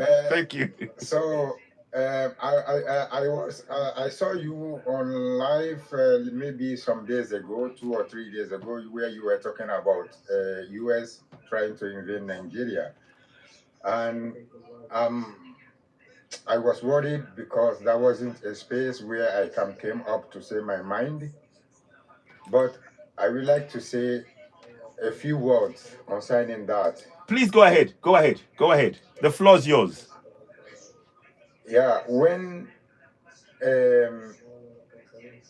ECOWAS declared that they will restore Bazoum by fire, by force, the first country which came out and speak out to the Africans is Mali, number one, followed by Burkina Faso, followed by Guinea. They said any military operation to Niger, that will be the end of ECOWAS. This is between our black skin. When Trump says the stupid statement he said, what did the African Union did? What was their own reaction? What was the reaction of ECOWAS? Bro, this means that we Africans, our African leaders are not ready to be free. They are not ready because these two organizations, this very important organization in our continent, none of them came out to say a word, a penny. And you want to tell me that they are ready to be free? I don't think so. So this is what I really want to pass on this platform. Actually, I don't know what was the topic about, but we spoke about that. We say this out. Listen, let me thank you for what you said there, and it is important because Nigeria was about, like you said, they were ready to attack on behalf of these colonials, and now look, the colonials are trying to come in and attack Nigeria. And now I hope many of us understand that this is, you're right, we need to understand that we are being played against each other for their benefit.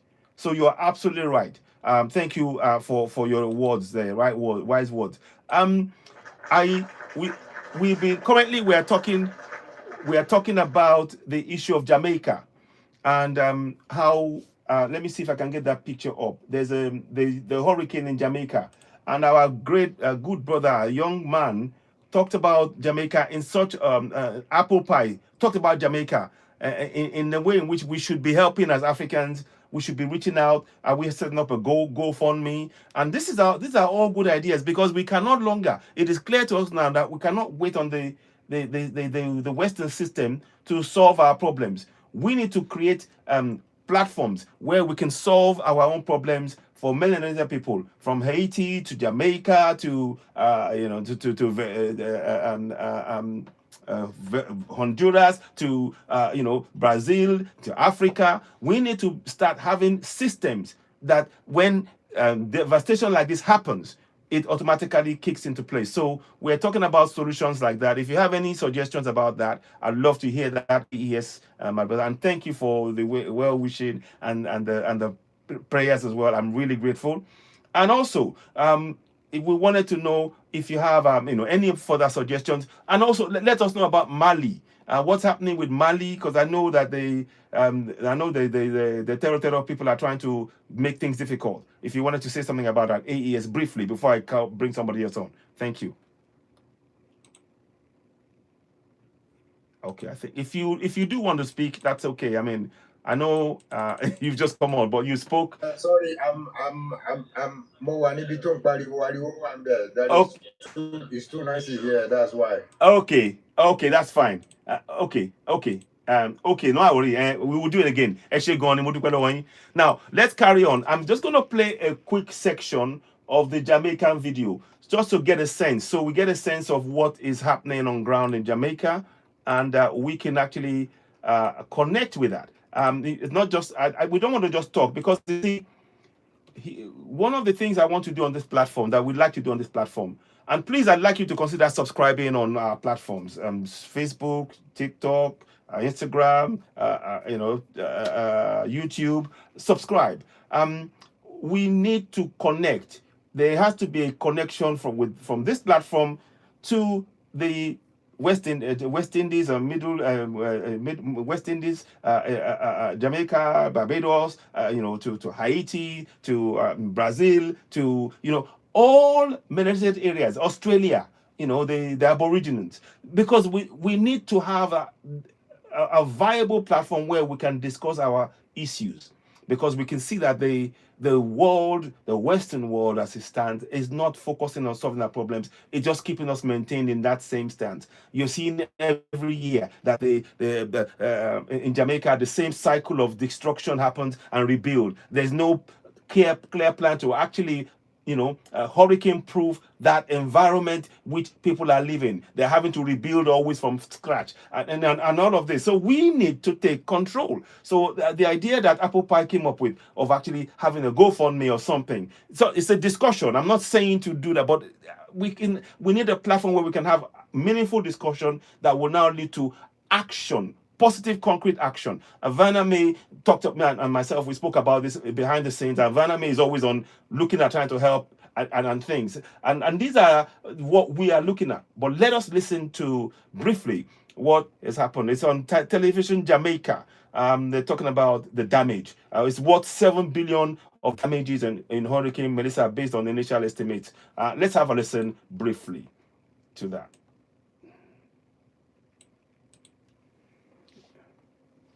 Okay, 1 minute. The Nation a Tuesday in Gordon House. Dwayne Anderson watched the sitting and filed this report.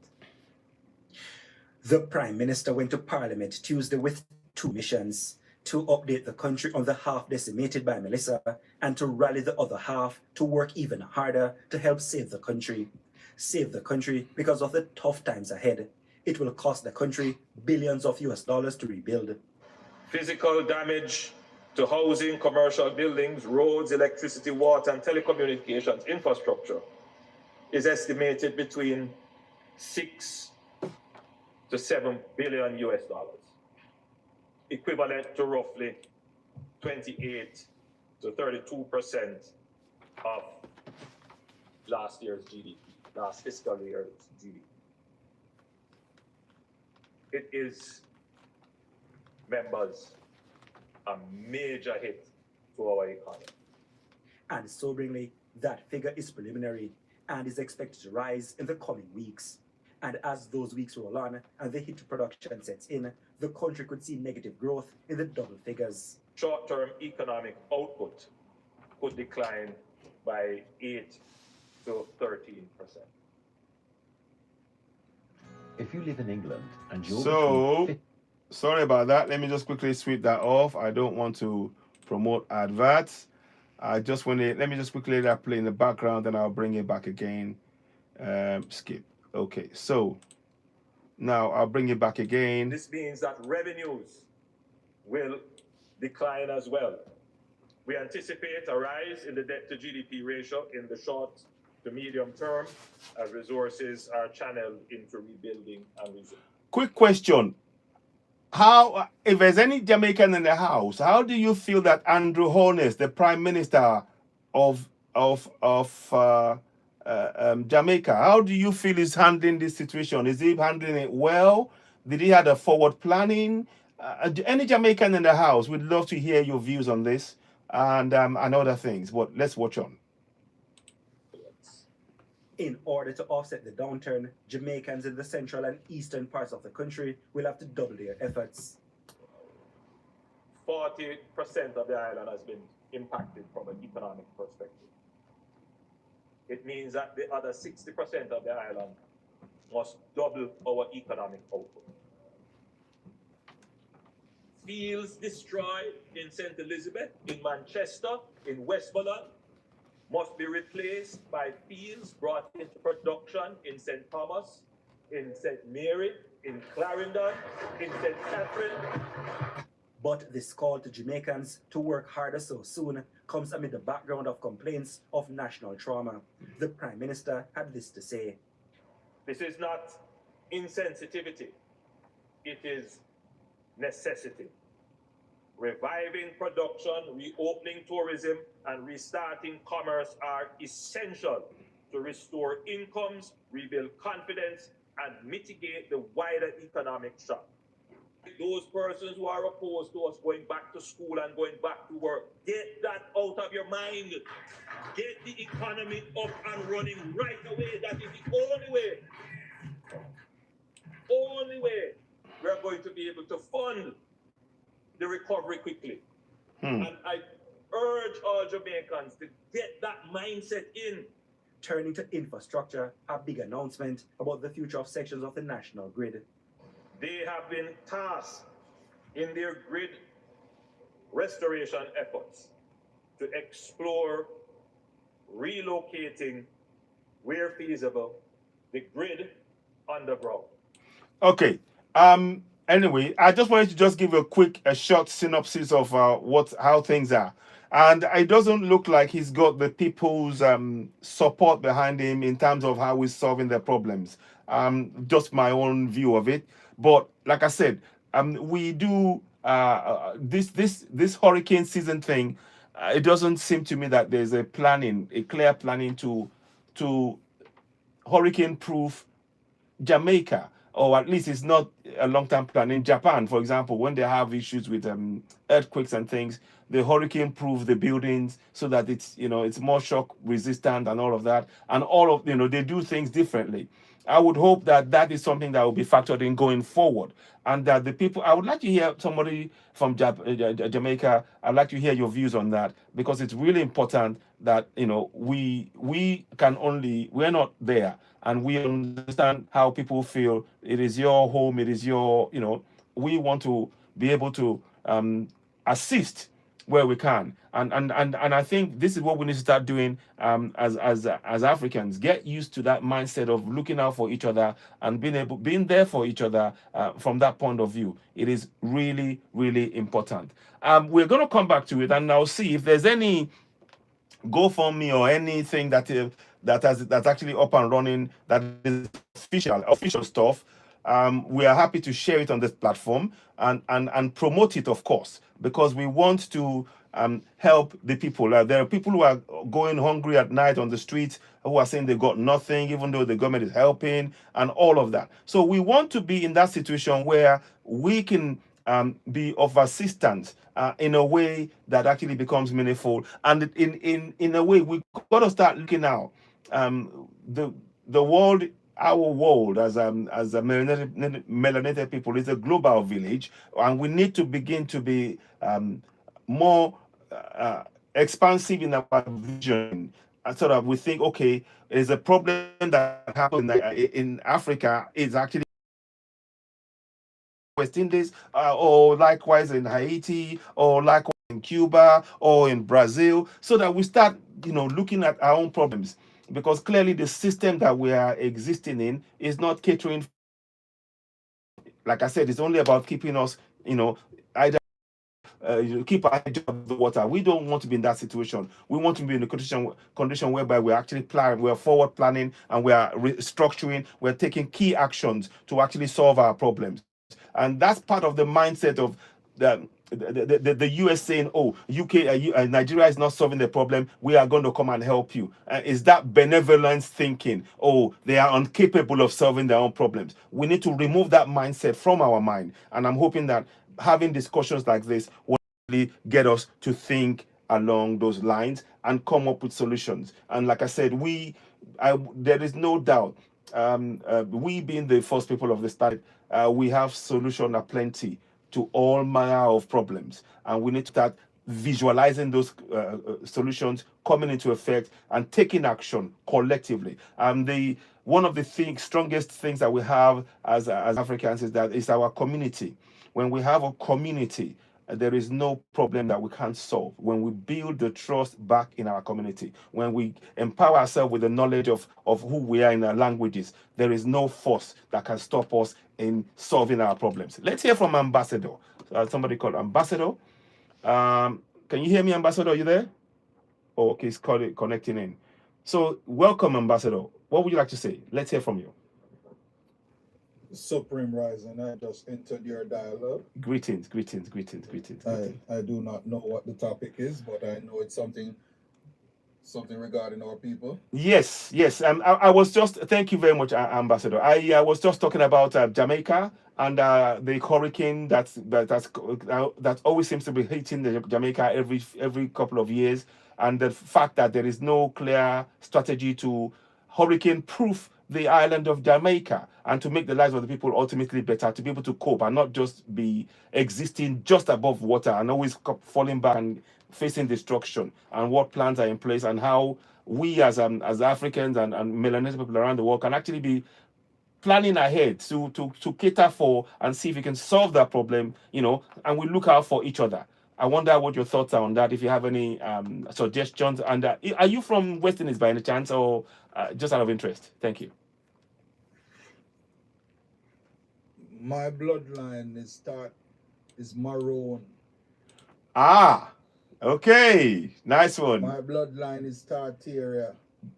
Greetings, brethren. Yes. My bloodline is Rastas. Ashe.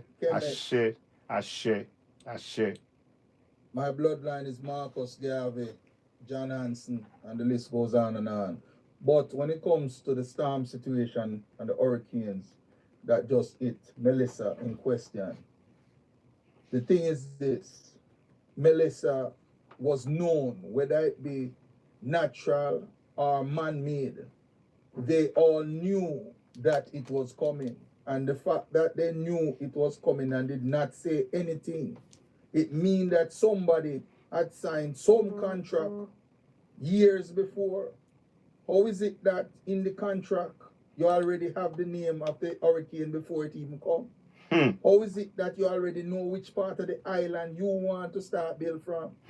So they all orchestrated because it's part of their Agenda 2030 protocols. And the other thing is this: my people, I got a vision in 2019 that half of the island is underwater and destruction. And it's the same half. Wow. From the southern hemisphere where the oil is and the precious minerals. So it's always the minerals and the resources that you need.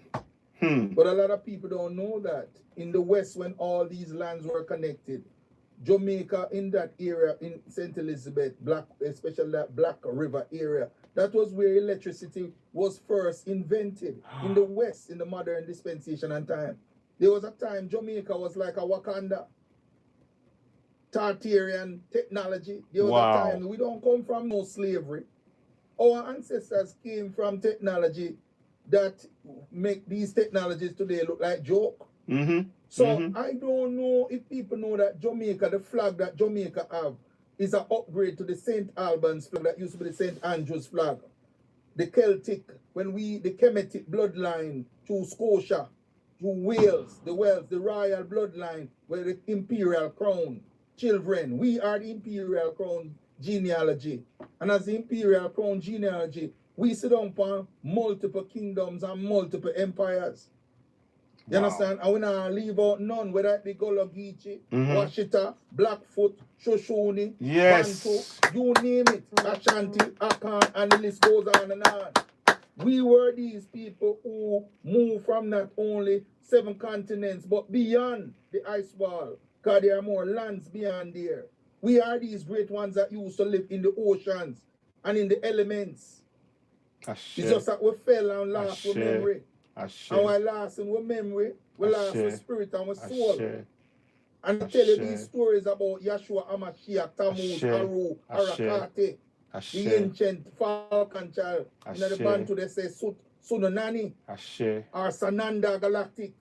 We are these Melchizedek high priest children, these military priest children. And when they upon Jamaica play a serious role. That flag represents the new birth of the new nation. A lot of people don't know why Jamaica flag is different. Because these were the land of the gods, the land of the lords, the judges. These were the judges and the god seeds. Henry Kissinger tell you, say if you was to restart back this planet, all you have to do is go into Jamaica and reboot the planet through the gene codex. What does that tell you? It tells you that Jamaica play a serious role with Yes. the energy grid, with transshipment, trading point. Notice how Jamaica line up directly with Panama Canal, line up directly with Venezuela and certain places. It's a trade route. It has always been our ancient trade route. It's big money business. It's empire business. The flag Jamaica, the X mark the spot. You know, see it? X mark the spot. The X Okay. chromosome of the mitochondria, the mama. The Leviathan, see them a disturb the Leviathan spirit of the waters now, and they're ready for lift up on them. These are the times when the Yahweh, Elohim, Anunnakis, and the extraterrestrial and the galactics are going to get involved. Because one more time again, the war are going to come here on planet Earth. Because the battle is against the benevolent and the Yes. malevolent beings. Yes. The agreeable and disagreeable beings. So we now go stand by and talk about we are wait for we galactic brothers to come help we. We have to start help ourselves from now. I mean, don't want nobody come tell me about boy, you know, we are listening to Bujo and we are listening to Capleton and we are listening to Mutabaro. Right now, no need to start listening to yourself. Everybody have four things we used to do in our ancient sciences. We learn who was the source, the celestial mother, the Amma, the Amma. The Amma, I want to call it I am. Once you learn about the source, you want to start singing. Then you move to the spirit of nature, the Netaro, the Naga, the spirit of the trees, the Twa, the Twi, the Patois, the Creole. We start learn the ancient tongues them. We open portals. Then we learn about our ancestors. We don't worship them, we honor them. Then we learn about ourselves. But all four division is all you. That's why in a Rasta, in an ancient time, the Karas say the I am, that I am, the I and am. I. Means I am one with the source. I never left the source. If you leave the source, then the source will abandon you. So these are the day and time when our back is against the wall. When Marcus Garvey say, them now gonna know themselves until them back against the wall. Una indigenous people, una native people are everywhere. Not only planet Earth, but throughout the boundless universe. Una need to wake up and hold on a star throne again, like Nebaro, like the mothership a come down. Me, I speak from the vibration of Asar, Ishmael, and King Tut Moses, and Amen. Ashe. Know thyself, my people. Wake up. Do not sleep too long. Wake up. And stop look for angels with wing. Angels carry aura. Some of them born in our own blood family. But not look for no blood family alone. Also look for no water family. Because the ether are open up now. Look for yourself. Look for yourself. And when you see yourself in the mirror, tell yourself, say, you are one of the judge who stand for morality. Find back on your humanity and on morality. Yes. See? Find back yourself and find them. Move away from commandment and move to code of conduct. One can self-govern on yourself. Nobody not supposed to have to tell you where you do wrong. You're supposed to know where you do wrong.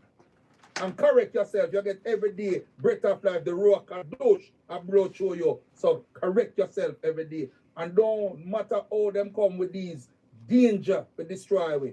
Wake up again. Know who no enemy is. Those who say they are Jews, but they are not, but nothing but the synagogue of Satan. Know the deep state. Know the Illuminati. Know who not deal with. Because some of your black brothers are black demons too. Because the Illuminati never started from white people. It started from our own race. Masonic secrets are locked in our mother's coding. So when we defile the laws of the matriarch, when we start a problem, when we make a take back on a celestial oath to the celestial mother, I will get spanking from Big Mama. Big Mama come again. Wow. Same. Peace and love, my brother. And Thank I you. yield. Nice love, one. one One love, brethren. Thank you. Wow. Wow. Thank you so much, Ambassador. Wow. Honestly, Queen Vanna, go ahead. What would you like to say? Go ahead. Yes, he has power. He has knowledge. Wow. But yeah, you know, the thing about it is that it's such a disgrace when you see that president going around in a helicopter, not even a bottle of water to the people. you know. And one person, he put his arm around her back, and I mean, he didn't bring anything to help the people, you know. Yeah. He did. Even the generators didn't work in the hospital. No, it's a disgrace what he's done. It's a disgrace. And it was no accident. It was in the plans. Indeed. Yeah, you're right. You're right, Queen Vanna. You're so right, Mama. Yeah. Go ahead. Because him not even bring a buckle of water for you know when you go to a community out of respect, you either go to the head mother and the head father for each community. Not even a buckle, a case of water for the head mother and the head father, so that they can drink the water, so they can give the youth them and the other people the visions of tomorrow. No, him rob them of even the oxygen will come from the water and the beauty will come from the water, the essential needs them. Him only come to do all the thing. We know how much things him need for and how much people, human resource him need for move out the way, how much materials him need for building city. He no business with nobody. Him selfish. Andrew fullness is not a holiness. He is wicked. He got Marco Rubio to come down there, because when Marco Rubio come with the corruption list to hang him. Marco Rubio said to him, the Secretary of State, you want to get China out of here? Give me the last contract you have with China and all these insurance you signed with all kind of countries, and I will show you how to get out of these contracts. But we are coming in. It's for the last 50 years. The United States government and its secret alliance through the CIA been trying to come into Jamaica, because China and other countries like Cuba, through Russia, and thing was guarding us. But now they see a way to use this catastrophe to come in now with men and boots on the ground. This day has come. But what they don't know is what we know. We, the indigenous people of the island, from Taínos and the Awa, and those who connect to the Star Seed, we know something that they don't know. And we're not going to say it for no TikTok either. But the further they go, they're going to wake up, Mama. They're going to see that Jamaica flag represent the griffin. The griffin flag is the seal that represents Tiamat. And when you disturb, Mama, Mount Atlantis, when you disturb Mount Atlantis and the eye of Africa and the voice of the world, you're going to have problems. Ashe. And all of them came in vain. Ashe. Don't make a sad mistake. Ashe. Haile Selassie come to Jamaica thinking, say, the people, him a go bow to the people. He see people about to him. He was shocked. It's like them figure say, isn't it says in your law that you are all gods and children of the Most High? What you about to me for? Are we supposed to about to each other? Ashe. No, Ashe. melanated person supposed to about to nobody. If you're not about to the Britain life where you come out of you, how the hell you about to somebody where you can't touch? You're not crazy? Ashe. Anyway, Ashe. let me behave myself. No, thank you. Ambassador, I am so glad you came on the broadcast. We hadn't met before. You just wow. Thank you. Yes. There are things I firmly believe that we are in the right time, like you say, Queen Vanna. We are in the right time, just the right time. Because when we put the things in the ether, what comes back is a confirmation of what we already know is to be. What we already know is to be, and nothing can stop it. This is today, this evening for me, just now, has just really confirmed quite a lot of things. And even I've been away for quite some time because of my health issues. It's like I've never left. It's like I've just carried on from where I stopped. And it feels like this is part of the process. And I think we need to really all be aware of that. Wow, Ambassador, I'm following you. I'm going to make sure I'm following the people who I see on. It's really, really important. I'll come back to the Jamaica. Put the number in your private box. Fantastic. I'll be in touch. Wow, blessings. Greetings. I just wanted to touch on something. Yeah, go ahead. Please go ahead. Concerning this, I'm getting feedback. Go ahead. Yeah, thank you. So when it comes to this whole idea of the Sahel state, Traore and his colleagues, the critics we get from the AU about democracy, returning to democracy, and all this nonsense. I keep asking myself, if the West can survive only by running or surviving on the form of governance, which is democracy that they are always boasting of, if they can actually survive on it, why are they going to other third world country to steal their resources to sustain themselves? So if they can actually run their system, their government on the form of democracy, then they should stop getting free stuff from Africa. Let's see if they're going to survive. If you really think you can survive, all these fancy buildings, infrastructure you're building out here, military bases and all over the place, if you think just by surviving on democracy is enough, I mean, you can run it on democracy and survive it, then stop going to Africa, stealing their resources to bring back to your country. Let's see if you are actually going to survive a year, the first 24 months. Let's see if you're going to survive. A clear example of what France is dealing with right now. Yes. Right? It's just three little countries that just cut tie with them. See what France is going through right now. They can barely survive. They can barely survive.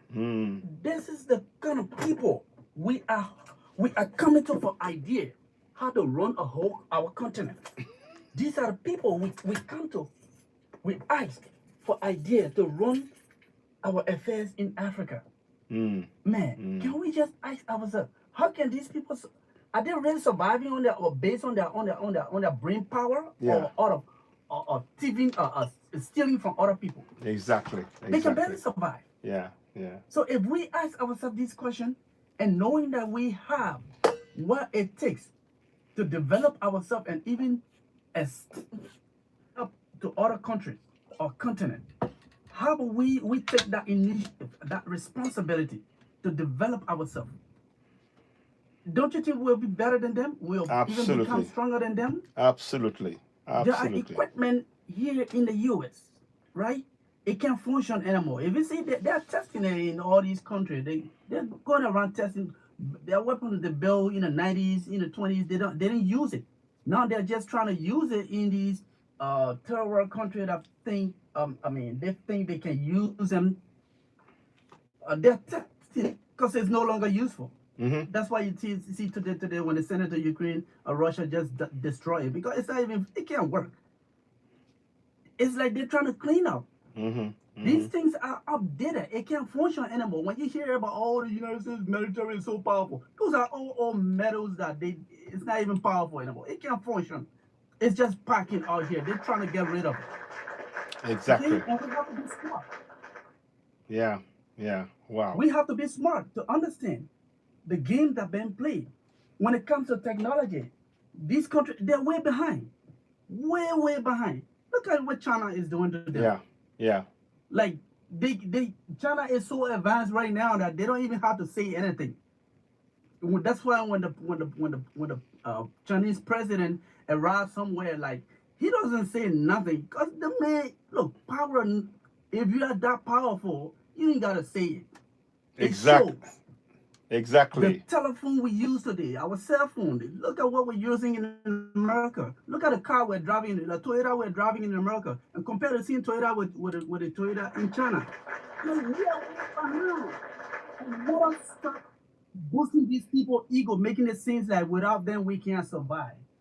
Man, that's nonsense. I think Africa needs to take responsibility. And this nonsense organization called AU, they should change their name because it's not, they're using our need to exploit us. It's not an African unity. Exactly. That organization is not for us. They have to change their name. That will be our next target. Exactly. I bet you by 2026, they better do something. because it's the Gen Z generation is not playing games. Exactly. Once we get frustrated with our government, our local government and country leadership, and you can see the water is getting hotter every day. It's boiling, and if we like the continent come together, the youth, we ain't playing. Yes. We will take them down. Yes, we will. They are the next target. Because look at what they did right now. What going on in Tanzania? Look, see what's going on in what's the country that just the oldest president that just got elected? Oh, Paul Biya. Paul Biya. Paul Biya. Yeah. Yeah, he just got elected. See what you see what AU just did? They congratulated him, even though the election was a fraud.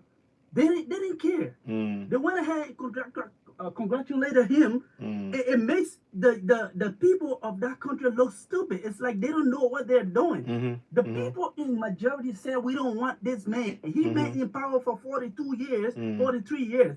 This man was born when some of us, got to power when some of us wasn't even born. Okay? 40 plus years. It's madness. He's been in power. Okay? Crazy. Absolute madness. Changed. So why are you congratulating a man who don't even know there's an election going on in his country? He had no idea he was being elected as a president. Yeah. He got dementia. He does not know what is going on. It's France that is running the country. Wow. Wow. And AU, so-called AU, the dumbest organization I've ever seen in my entire life, went ahead and congratulated him. It makes the people of that nation to look stupid. It's like they don't know what is going on. They don't care about the people of that country. Indeed. So I tell you what, all this nonsense they got going on, AU will be our next target. We have to start marching to the headquarters and dealing with them one at a time. Then they can come back to their senses, because AU is not an African organization. It's not working for Africa. And they are using, the painful part of it is that they are using the African resources to run such an organization. That's exploitation. Okay? Exactly. So exactly. we're going to ice it. The same way we sometimes hold our government accountable, we have to start holding that organization accountable, because it's the African resources that are running that organization.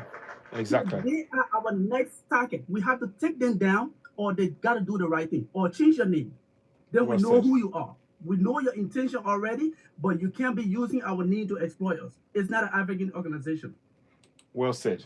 Wow. Thank you. Well said. Wow. Wow. I am so glad. Don't play. You definitely. I love that, man. You don't play. That name is so true. Yeah, go ahead. The African Union set a bad example, because what Kwame Nkrumah, Jomo Kenyatta, Marcus Garvey, Haile Selassie, these founding fathers that started these movements to create a unified Africa and its diaspora. It's an embarrassment, man. Yeah. These leaders today who are sitting there, they are like little bougie. They need to just get out of town and let the next generation, the 34-year-old them and the next generation with the intelligence to lead the thing.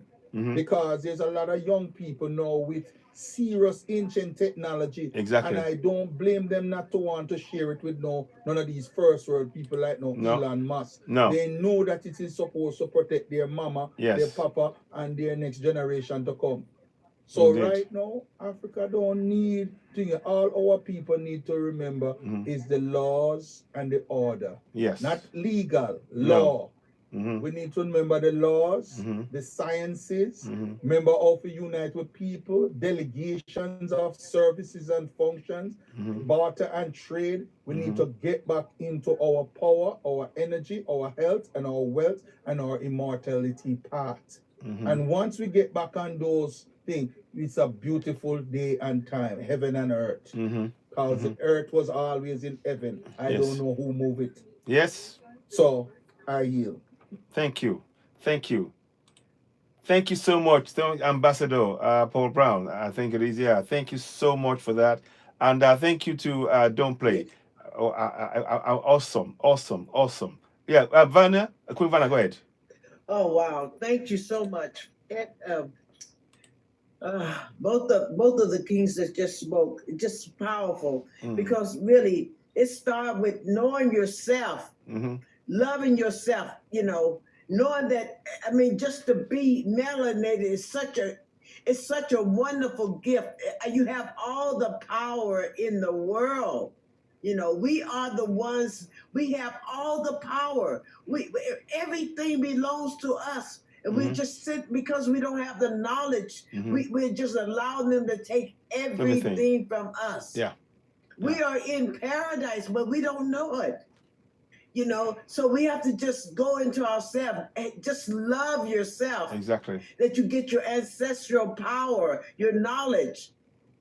It's all within us. It's all given to us. It's just a matter of us waiting. I mean, going into ourselves, finding out the laws, the rights that you have as a melanated person. I mean, we are royalty. We are all royalty. Ashe. And we're just being treated and allowing them to treat us as if we are like nothing. Yeah. And they're the ones that are nothing. They cannot exist without us. If there was no black people on earth, the earth would burn up because we absorb the heat. The heat. We are all there is. There is no other people without us. And we have to get that in us and start working on it. Because we can't just keep sitting by while these puppets destroy us. No. Ashe. Wow. Queen Verna, you sure brought it tonight. You're bringing it. Well said. Fantastic. A round of applause to everybody who's speaking right now. We are really appreciating your comments. I want to just move briefly to what is going on in Venezuela. I thank you to everybody who's been talking. Let me show you something about Venezuela if I can find it. Where is it? Oh, I'm going to show you something. We have to talk about this. I almost forgot. Thank you. Before I go to Venezuela, I wasn't going to show this, but let me show you this. Hopefully it will work. Okay. Now, I want you to see Dr. Erika Nachombole Kwao. Let's see the meeting is they're doing African Diaspora Initiative, ADDI. Let's have a listen to her, then I'll come and talk about it. Here we go. Washington, D.C. I told the Prime Minister today that having spent time in Washington, D.C., it is my humble opinion that the most functional embassy in Washington, D.C. is the Burkina Faso embassy. And nobody can challenge that. So it is through the Burkina Faso embassy in Washington, D.C., followed by, of course, through the foreign ministry, that we are here today. We have been received in a way that no one even imagined. So for that, on behalf of the African diaspora, we want to thank our brothers and sisters in Burkina Faso for the resounding welcome that they have given us so far. In addition, we did get a brief history of who we are from the Prime Minister. He reminded us that we need to continue to fight the enemy who has lied to us for centuries, the enemy who has misrepresented Africa, but more importantly, since we're here, the misrepresentation of Burkina Faso, the image that has been painted of Burkina Faso. We all have a responsibility to dispel those lies. And we have a responsibility as Africans to tell the world the truth about Burkina Faso. We are here as testimony to that. When those people who are here today, I call them the renegades. The renegades, in spite of the negativity coming out of the world, they said, no, Burkina Faso is home, we are going home. We don't tell Chinese not to go to China. We don't tell the Indians not to go to India. We don't tell the Europeans not to go to Europe. Africans must come home. They must come home to Africa. And for us, we are blessed that we have a president who has stood up, a president who represents everything we have ever wanted in an African man, a president who has stood up and said Africa belongs to the Africans. And we have an example of how Africa must readjust and reshape our leadership. So in Burkina Faso, we have found a home. The president is calling for the conclusion, for the correction of the wrong of over 400 years. The children of Africa are welcome here in Burkina Faso, particularly descendants of the formerly enslaved. President Traore is saying the wrongs of yesteryear must be corrected, beginning in Burkina Faso. I want you all to know that what is happening in Burkina Faso is something that should have happened a long time ago.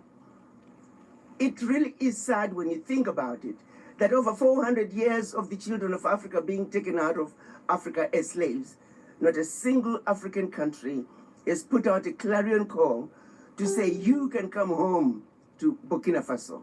You can come home to any other African country. It is Burkina Faso that is making that clarion call to say, descendants of the formerly enslaved, you must come home to Burkina Faso. African diaspora, the right thing is for you to come home to Burkina Faso, and Burkina Faso is standing up and saying, let's right this wrong. And so we are here to celebrate that call, that clarion call.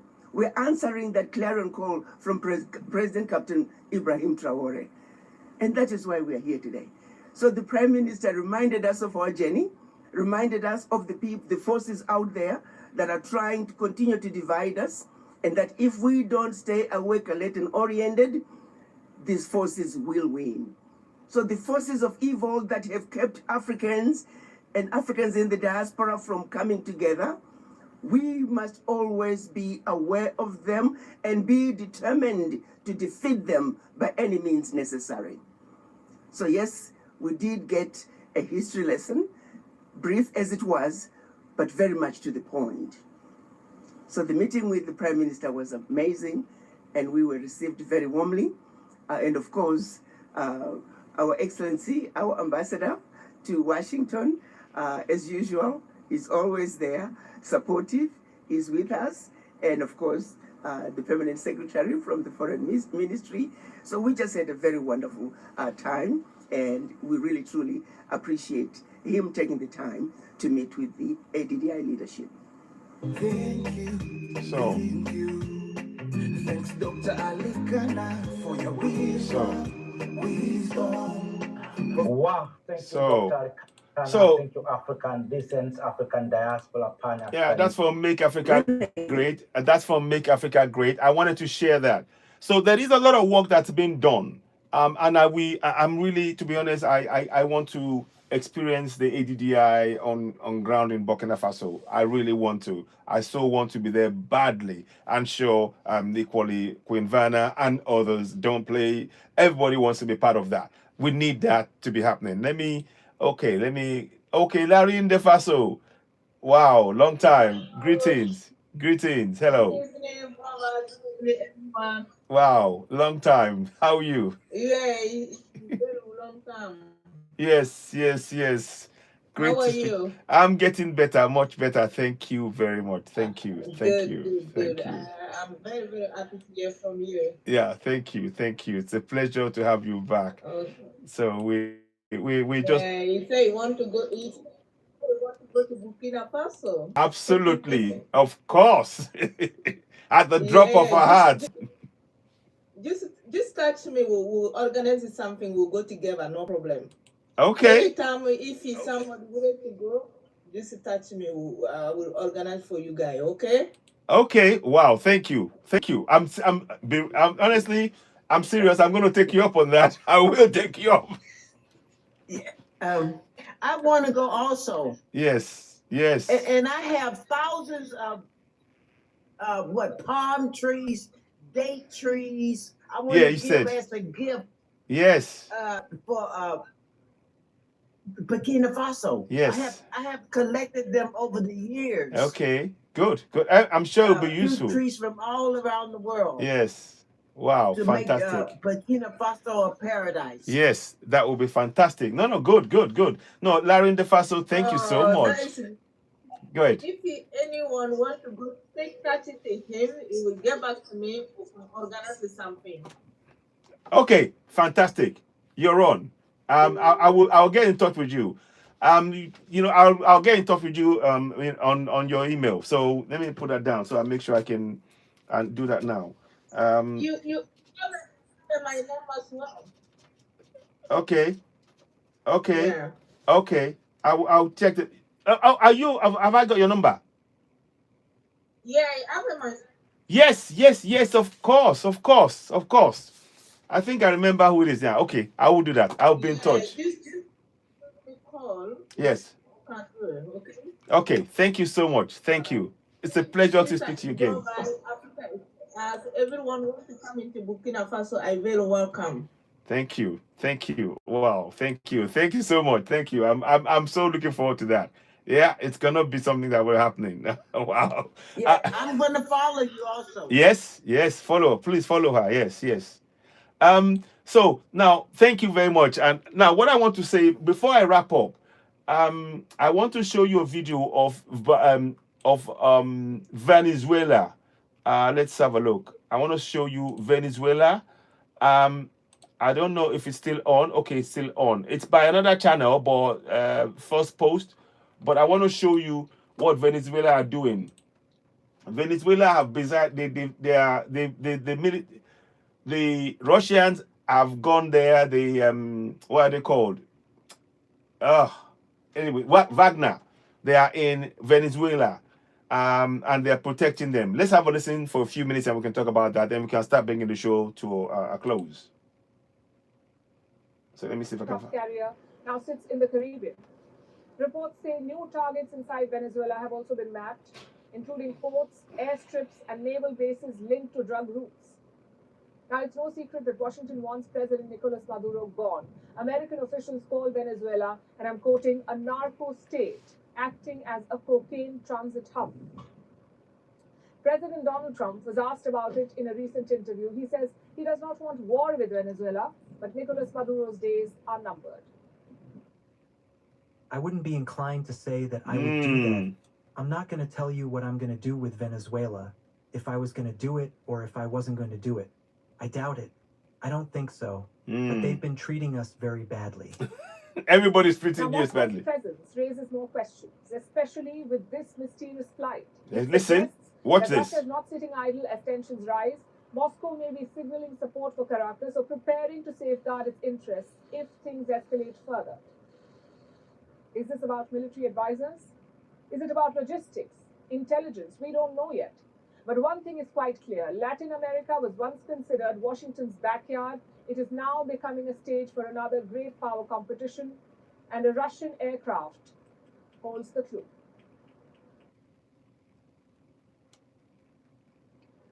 Our next story is about a plane, a Russian I-176 transport plane. It is a type of military transport aircraft. On Sunday, it landed in Caracas, the capital of Venezuela. And it was not an easy journey. The plane took 2 days to reach Venezuela from Russia, 2 whole days, and the path it took was also a long detour. Look at the countries it flew over: Armenia, Algeria, Morocco, Senegal, Mauritania, and then to Latin America. Do you notice something? No Western country is on the list. The plane did not cross any Western airspace. Now you may wonder why this is so special. Why are we suddenly talking about this random plane and its route? Well, here are some facts. This sort of an aircraft is usually used to move equipment or personnel.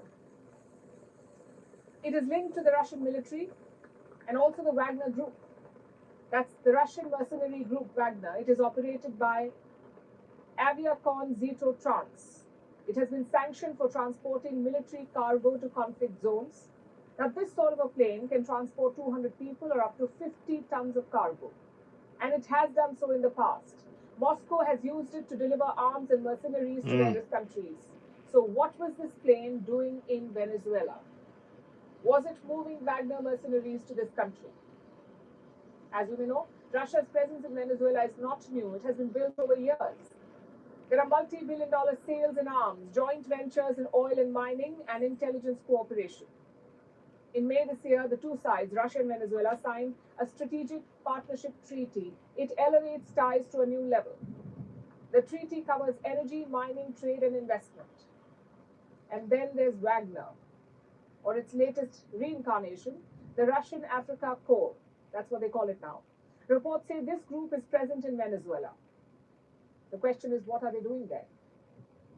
They're there as Russian private military contractors supporting Venezuelan forces. Some Wagner advisors are helping with protests. Some reports even say that Russian operatives form a part of President Maduro's security ring, his inner security ring. And look at the timing of all of this. Russian operatives in Venezuela at a time when tensions with the US are rising. Washington has been targeting Caracas. In the last 2 months, US strikes have killed at least 60 people, 60. The US says it was going after drug smuggling boats and that these vessels were carrying drugs. But Caracas says this is not counter-narcotics. This is war, and the objective is regime change in Venezuela. Meanwhile, the US military buildup continues. Warships, bombers, fighter jets, drones, marines. The US's Gerald R-4, the world's largest aircraft carrier, now sits in the Caribbean. Reports say new targets inside Venezuela have also been mapped, including ports, airstrips, and naval bases linked to drug routes. Now, it's no secret that Washington wants President Nicolas Maduro gone. American officials call Venezuela, and I'm quoting, a narco state, acting as a cocaine transit hub. President Donald Trump was asked about it in a recent interview. He says... So, anyway, I just wanted to just play that. Obviously, it is clear that there is some kind of friction. They are both in the same space, and that is never a good sign. But, you know, we very much with Ibrahim Traore, Semigota General Chani, they are getting the support. And look at what that partnership has done. It has allowed for AES to actually take shape and pushed away those colonials that were trying to yet again enslave Africans on the African continent. So let's watch this space. It's something that I thought I should bring to our attention. And it seems as though other countries are learning from the actions of Ibrahim Traore when he started interacting with Russia and told them what he wanted to do and how they could support him in freeing his country and Africa. Many were thinking it wasn't possible. But look now, the AES is strong, and we know that the colonials are trying to undermine the AES. Africa does not need to ask anybody permission to free itself. Africa is doing what it must do, and other African leaders must rapidly wake up and follow the lead of the Alliance of Sahel States. Very much like my brother Don't Play said, African Union are puppet organizations, and we must demand that that name be changed. We must call it European body created on African soil. Yes, European body created on African soil, so that everybody knows that they are not working for Africa.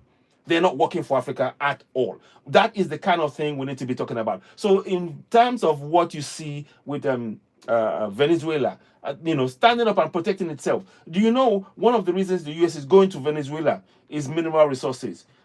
Venezuela sits on the... They found the largest oil deposits. There you go. There you go, Quivana. Exactly. You took the words right out of my mouth. Go ahead. Talk more about it. Well, I'll come to you, Ambassador. Yeah, go ahead, Quivana. Go ahead. No, let him talk. Okay. So, thanks. So, they found the largest reserves of oil in the world in Venezuela. Of course, anytime there's resources, America decides that it has the right to the oil. Never mind the people to whom that oil belongs. This is the colonial mentality of everything on this earth belongs to them, even though it's not in your country. And this kind of nonsense we have to put a stop to. And the world, China is checking the actions of the likes of this bunch of marauders, bunch of crooks, thinking that they can come and run everything. And we support China, we support Russia, because we are not, if that oil was in US and Venezuela were to go there, I would be the first to say, no way, this is not acceptable. Many people would be against it. But of course, we know what they do. And we're saying it now. It is not acceptable. It's wrong. Ambassador, what would you like to say on this? Go ahead. Ambassador, go ahead. Thank you. Yes. One of the next reason, Venezuela goes by other older names. And it's the Taino, the Arawak, the Maya, the Aztec territories, Olmec territories, And if you see where, like that, it's like there's a mystical head that is there. They're saying that it's drug cartel, I'm going to tell you something. This is not about a drug cartel war or anything like that, because the people who are running the deep state are married into the drug cartel family. So it's all a game. Yeah. Now, this is a whole scientific experiment going on, bigger than, you know, what most people ever think. There are some secrets about this planet that they know, and what they have to do with weaponizing the technology and all these things. Now, right where Venezuela is, the indigenous people in Venezuela will tell you that they build a relationship with the Leviathan.